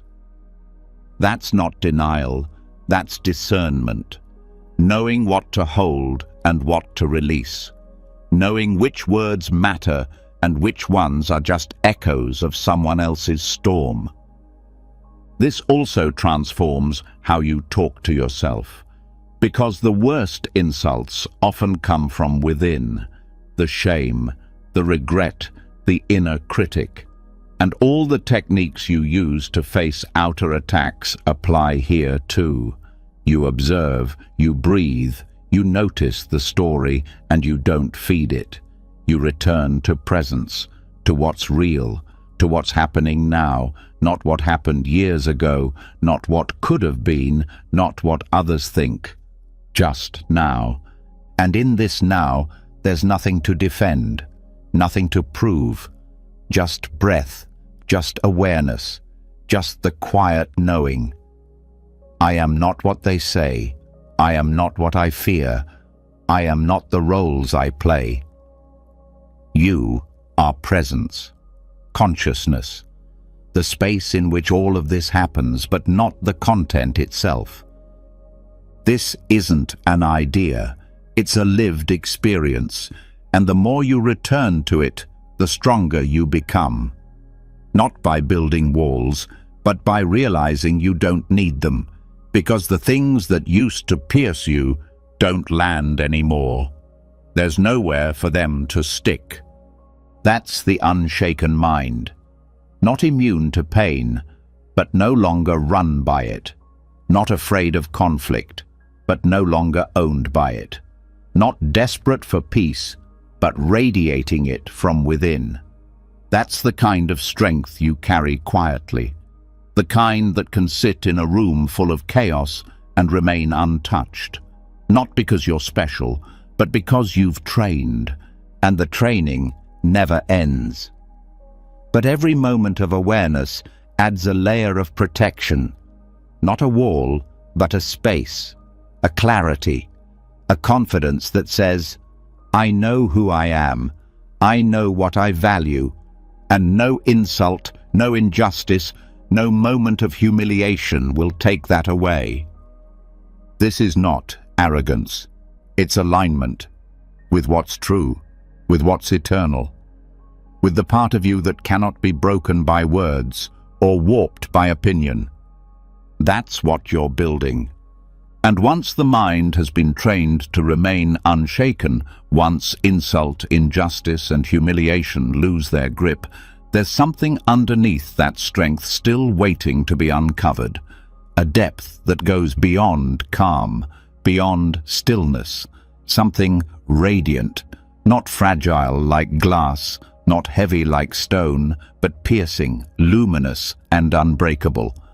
In the teachings of Vajrayana Buddhism, this is the diamond mind, a state of awareness so clear it reflects all without distortion, so strong it cannot be shattered, and so sharp it cuts through illusion like light through darkness. What you're about to enter now is a different dimension of practice, not just mental discipline, but energetic transformation. In Vajrayana or Tibetan Buddhism, the diamond is not just a metaphor. It's a symbol of the indestructible nature of awakened mind. Called Vajra in Sanskrit, it represents clarity that doesn't blur, power that doesn't dominate, and presence that doesn't fade. The diamond mind is not built through logic or argument. It is forged through experience, through visualization, mantra, and tantric techniques designed to activate the deepest layers of consciousness. This path begins where most others stop, not with silence, but with sound, not with stillness alone, but with form and energy combined. Visualization practices in Vajrayana are not fantasy. They are sacred tools for reshaping the mind's inner landscape. You are not imagining for escape. You are invoking for transformation. Visualizing a deity is not about worship. It's about mirroring. Every quality you see in the deity, compassion, fearlessness, wisdom, is already within you. The practice is meant to awaken it, When a practitioner visualizes themselves as a bodhisattva or a wrathful deity, they are not pretending. They are training the nervous system to hold that energy, to become it. The symbols used, lotuses, flames, weapons, halos, are not decoration. They are precise tools for activating specific qualities in the mind. Every petal means something. Every color, every gesture, every sound has a purpose. They're like keys, unlocking doors most people never knew existed. And mantras, those ancient syllables repeated over and over, are not magic spells. They are vibrational anchors. Their repetition isn't about belief, it's about resonance. The sound of a mantra begins to shape the rhythms of the mind. It pulls thought patterns into alignment.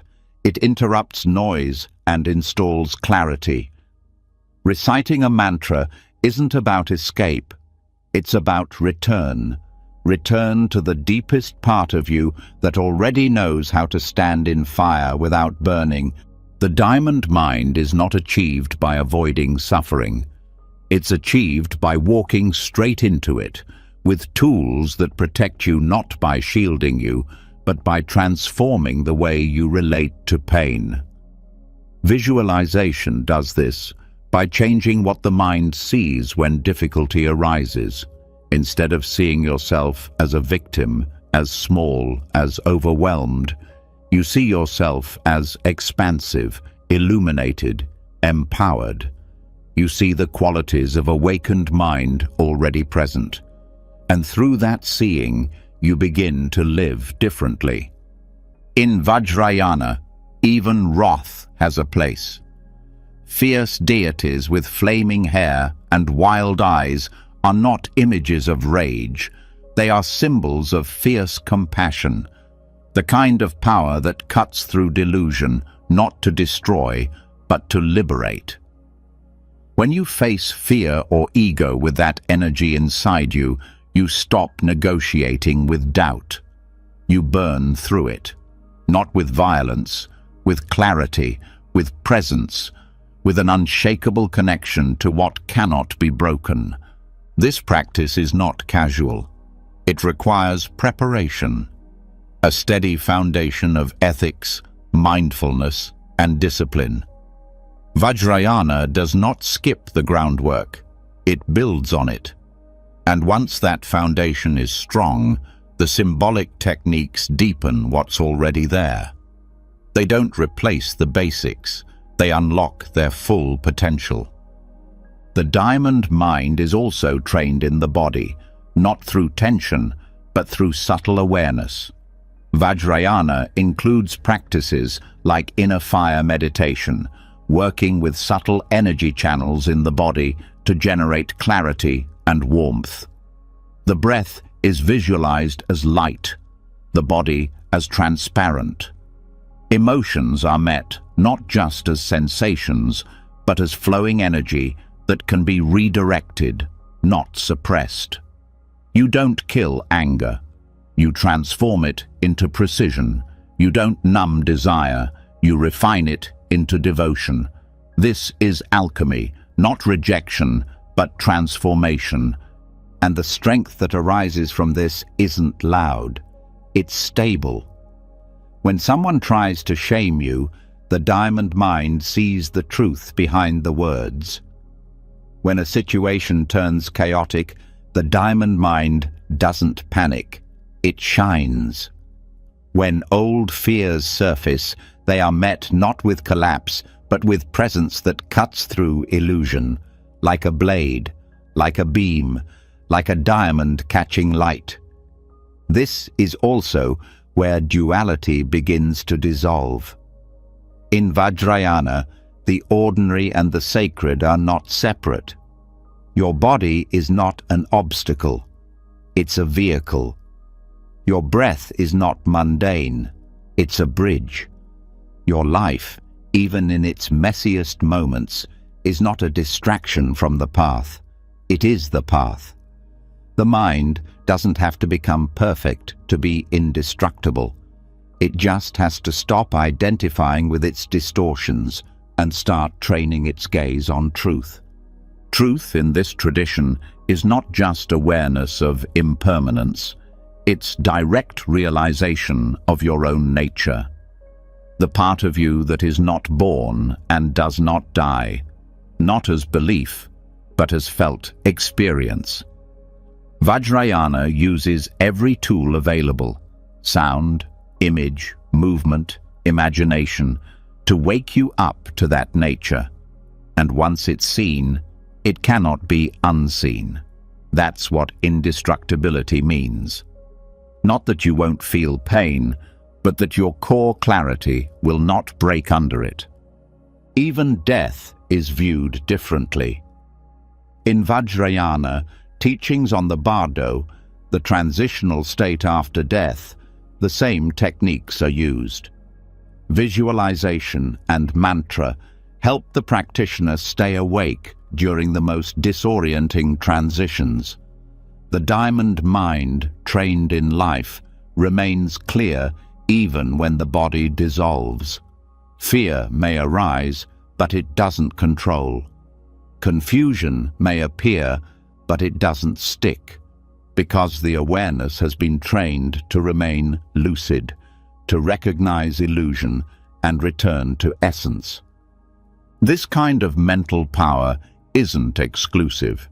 It's available, but it requires commitment. Vajrayana doesn't promise comfort. It promises awakening.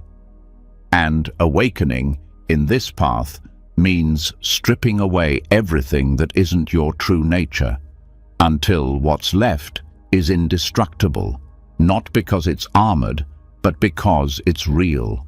And even if you don't formally walk the Vajrayana path, its symbols can still teach. Ask yourself, what if your mind was clear like crystal, sharp like a blade, luminous like flame? How would you speak? How would you walk into your next challenge? How would you carry your pain, your joy, your silence? That is the diamond practice. Taking the symbolic and making it personal. Taking what is ancient and making it alive now. You don't need robes or rituals to start. You need focus. You need presence. You need the willingness to train, not just to cope, but to evolve. Not just to calm the mind, but to strengthen it. Not just to survive the world, but to meet it with clarity so radiant it cannot be dimmed. This is the strength of Vajrayana, not in force, not in distance, but in presence so whole, so awake, so unshakably luminous, that illusion has nowhere left to hide. And once the diamond mind is uncovered, once clarity becomes indestructible, once presence cuts through illusion, another truth begins to unfold, quieter than all the rest. It's the truth that nothing outside of you can measure the strength inside of you. No title, no possession, no praise. Because the deepest transformation doesn't happen when the world applauds. It happens in silence, in solitude, in the kind of struggle no one sees, the kind of growth that leaves no trophy behind, only awareness. This is the path most never talk about, the path of the inner pilgrimage. The outer world is loud with goals, careers to chase, status to gain, recognition to seek. But Buddhism shifts the direction of the journey. Progress is not about getting somewhere else. It's about going deeper into where you already are. It's about facing yourself, not as you want to be seen, but as you truly are, without filters, without stories. And in that seeing, building a presence that can hold anything without breaking. The inner pilgrimage isn't made of travel. It's made of stillness. Each step is an insight. Each challenge, a mirror. Each discomfort, a doorway. What looks like stillness on the outside is a storm of transformation inside. It's the moment you choose honesty over avoidance, silence over argument, reflection over reaction, and no one may notice, but you will, and that's where strength begins. In this kind of journey, milestones are invisible.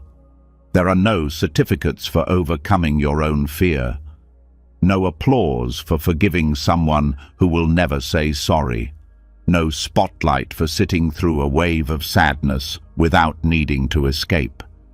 But each of these moments is a step, and each step shapes a mind that no longer depends on validation to feel worthy. The Buddha himself walked a literal path, but the awakening didn't come from the miles.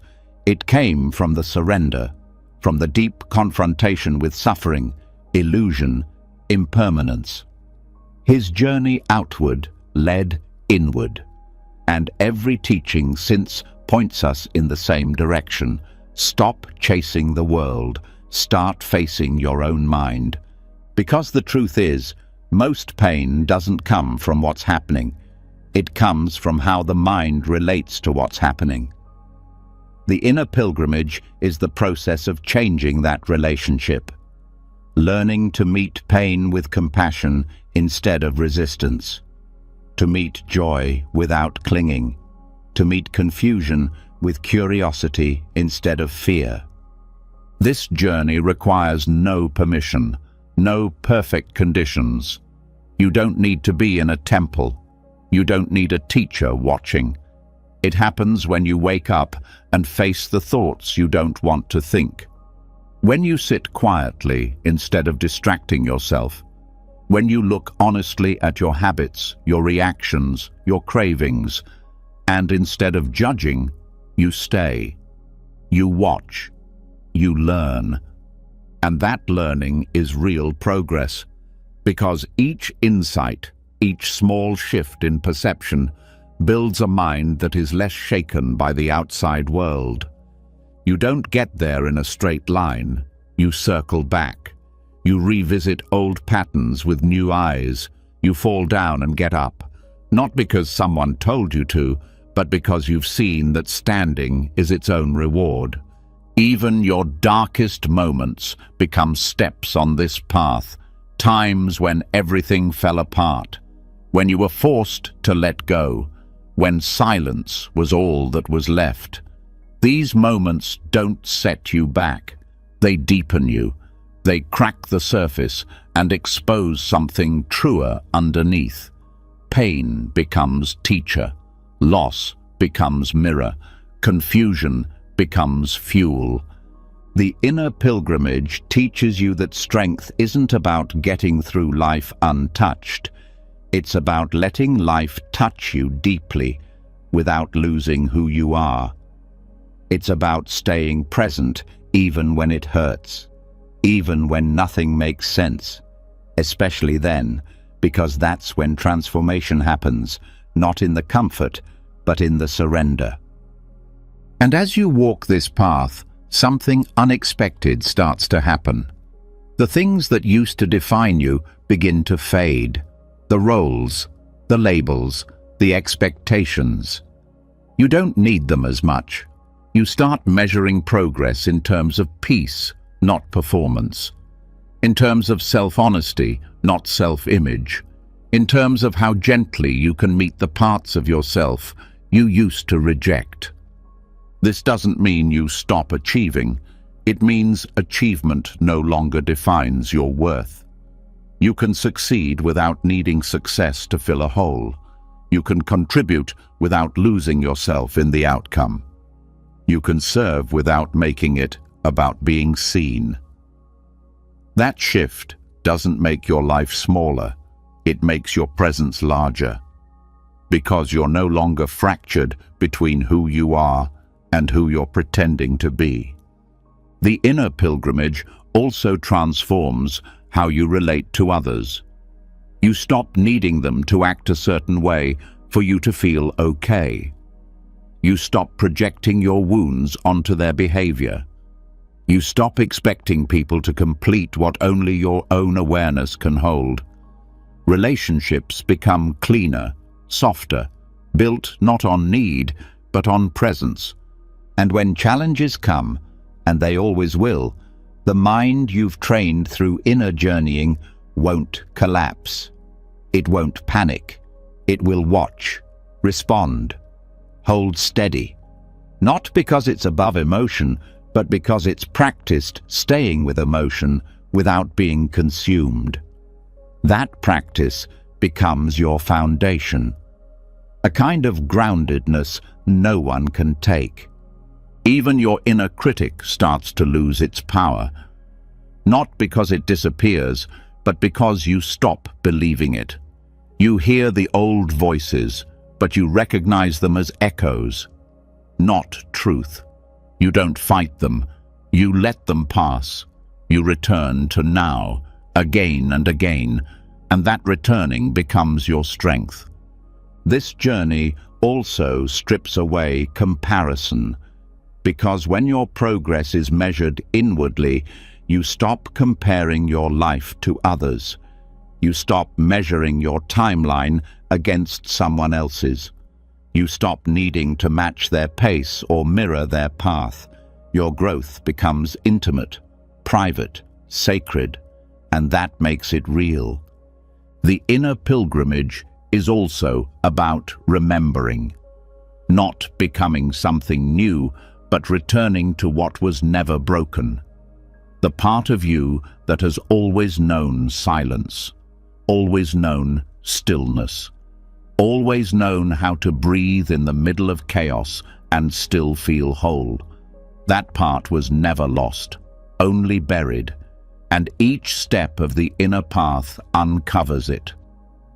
And over time, a shift occurs. You stop running toward the next thing. You stop trying to fix every uncomfortable emotion. You stop needing the world to reflect your progress. You become content with the quiet victories, the moment you didn't react, the moment you forgave, the moment you sat in silence instead of scrolling, the moment you caught your breath and chose presence over panic. And this journey never ends. It deepens. With each layer you peel back, another truth waits, another habit softens, another fear reveals itself not as enemy, but as doorway. You walk not to arrive, but to awaken, to meet yourself not just once, but in every moment, fully, clearly, gently. The world may never see how far you've come. There may be no map, no reward, no final destination. But you'll know. You'll feel it in how you breathe, how you listen, how you hold space. For yourself, for others, for the entire mess and beauty of life. And that knowing, that's enough. And after walking the inner path, after shedding the need to prove, to perform, to chase approval, the weight begins to lift. The world still spins, but your steps feel steadier. There's no pressure to arrive, just presence in the walking. But even here, even in this space of stillness, a different kind of shadow waits. It doesn't scream or demand. It whispers, it compares, it turns heads toward others and quietly asks, "Why not me?" This is the subtle grip of measurement, and breaking free from it isn't just about silence, it's about strength. Strength that doesn't rise by climbing over others, but by celebrating them. This is where the practice of mudita begins. Joy that isn't yours, but frees you anyway. In Buddhism, mudita is called sympathetic joy, the ability to feel genuine happiness for someone else's success, beauty, peace, or growth, not as a performance, not as politeness, as truth. This joy is not loud. It doesn't announce itself. It smiles inwardly, and in that smile, something radical happens. The engine of comparison starts to shut down. Most minds are conditioned to measure. How much am I doing compared to them? How far have I come? What do I lack that they have? These questions may not be spoken out loud, but they shape the nervous system. They plant dissatisfaction, even in moments of abundance.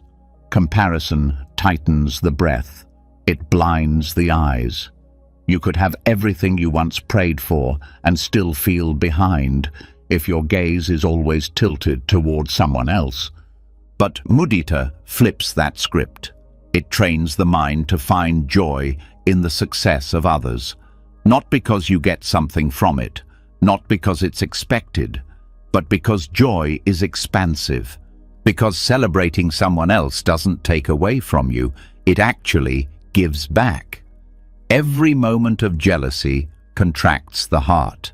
Every moment of sympathetic joy opens it. This doesn't mean you pretend. You don't force joy when there's pain. You don't deny your feelings. You include them. But you also investigate them. You ask, why does this person's light dim mine? Why does their joy feel like a threat? And when you sit with that honestly, you see that it never was about them. It was about the internal belief that worth is limited, that success is a race, that love is a spotlight only one person can stand in at a time. But Buddhist practice teaches something different. That value isn't based on ranking, that peace isn't built through competition, that the more you can celebrate others, the more free you become. Because the deeper truth is this: someone else's beauty doesn't erase your own. Someone else's growth doesn't slow yours. Life is not a ladder, it's a field, and there's room to bloom in all directions.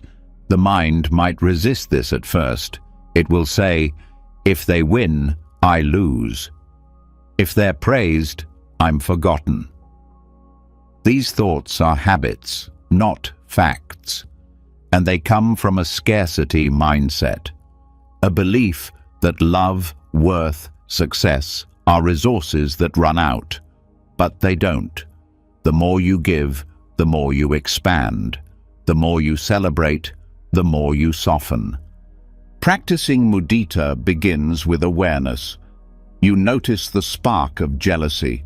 You don't judge it, you sit with it, and then you breathe into it.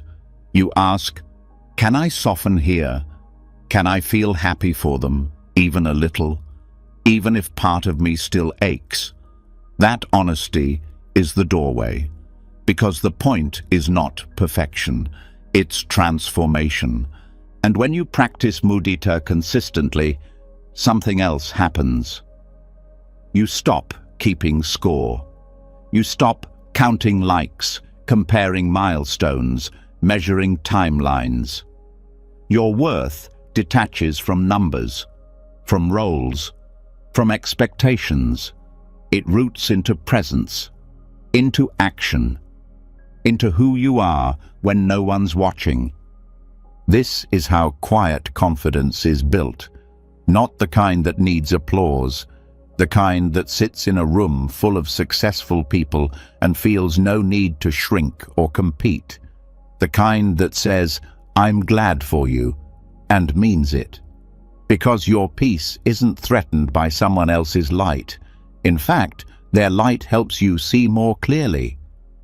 This shift also changes relationships. When you stop comparing, you start connecting. You listen better.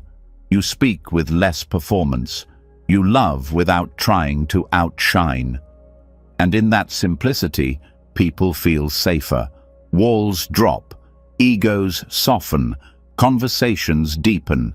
Because the energy of measurement has left the room.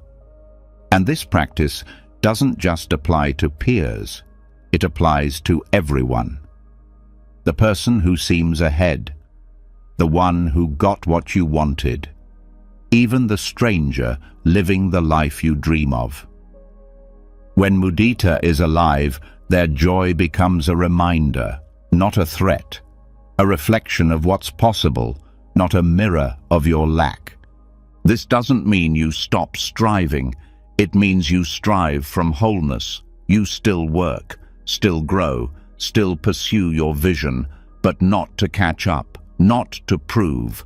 You move because it's your path, not because someone else has made you feel behind. That change in motive is subtle, but it transforms the experience of progress. You start waking up with less tension. You stop questioning your pace. You begin to trust that your story has its own rhythm, that your timing doesn't have to match theirs, that you can move slow and still arrive, that you can celebrate someone's leap while taking your own quiet step. And this shift also builds protection, because the world will keep feeding comparison, social media, gossip, competition. But when you've trained in mudita, those triggers don't stick the same way. You scroll, and instead of tension, you feel joy.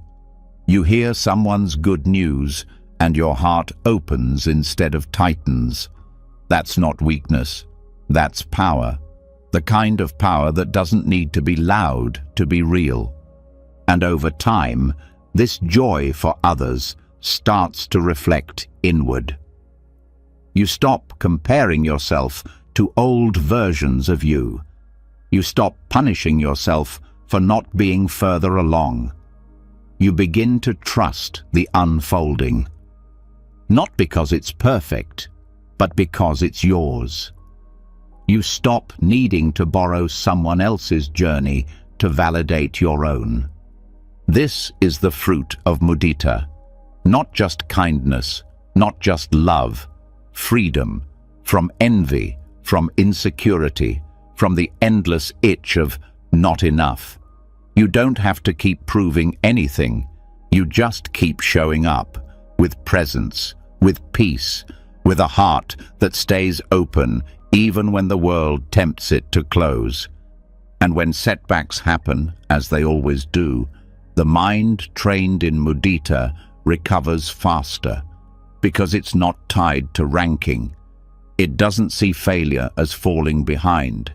It sees it as part of the path, part of the unfolding, and it rests there, without shame, without urgency, just awareness, just breath. This kind of mind cannot be manipulated. It doesn't chase false status. It doesn't collapse under criticism. It stands, not on a pedestal, but on groundedness, on the deep knowing that value is not a trophy. It's your ability to live in alignment with truth, with care, with presence. So when others shine, let them. When others win, cheer for them. When others grow, grow with them. Not as competition, as companions. There is no race. There is only the unfolding, the breath, the next kind word, the next honest step. That's where strength lives now. You've just walked through the quiet storm of the self. You've stood in the fire of craving without reaching. You've watched the rope turn back into a rope. You've felt the cold surge of non-reactivity, stood unmoved like a mountain, and tasted the sharp edge of the diamond mind. You've stepped off the map and into the silence where real strength grows, not from applause, not from comparison, not from control, but from presence. This wasn't a lesson in pretending to be calm. It was a journey through the cracks, the shadows, the forgotten corners of your own mind. You've learned that gentleness is not weakness, it's resilience without sharp edges. That surrender isn't giving up, it's giving space. That simplicity isn't less, it's power refined. That silence doesn't mean absence, it means control that doesn't shout. That strength isn't something to show, it's something you become. Now the noise of the world may return, the chaos, the pressure, the comparisons. But something inside you has changed.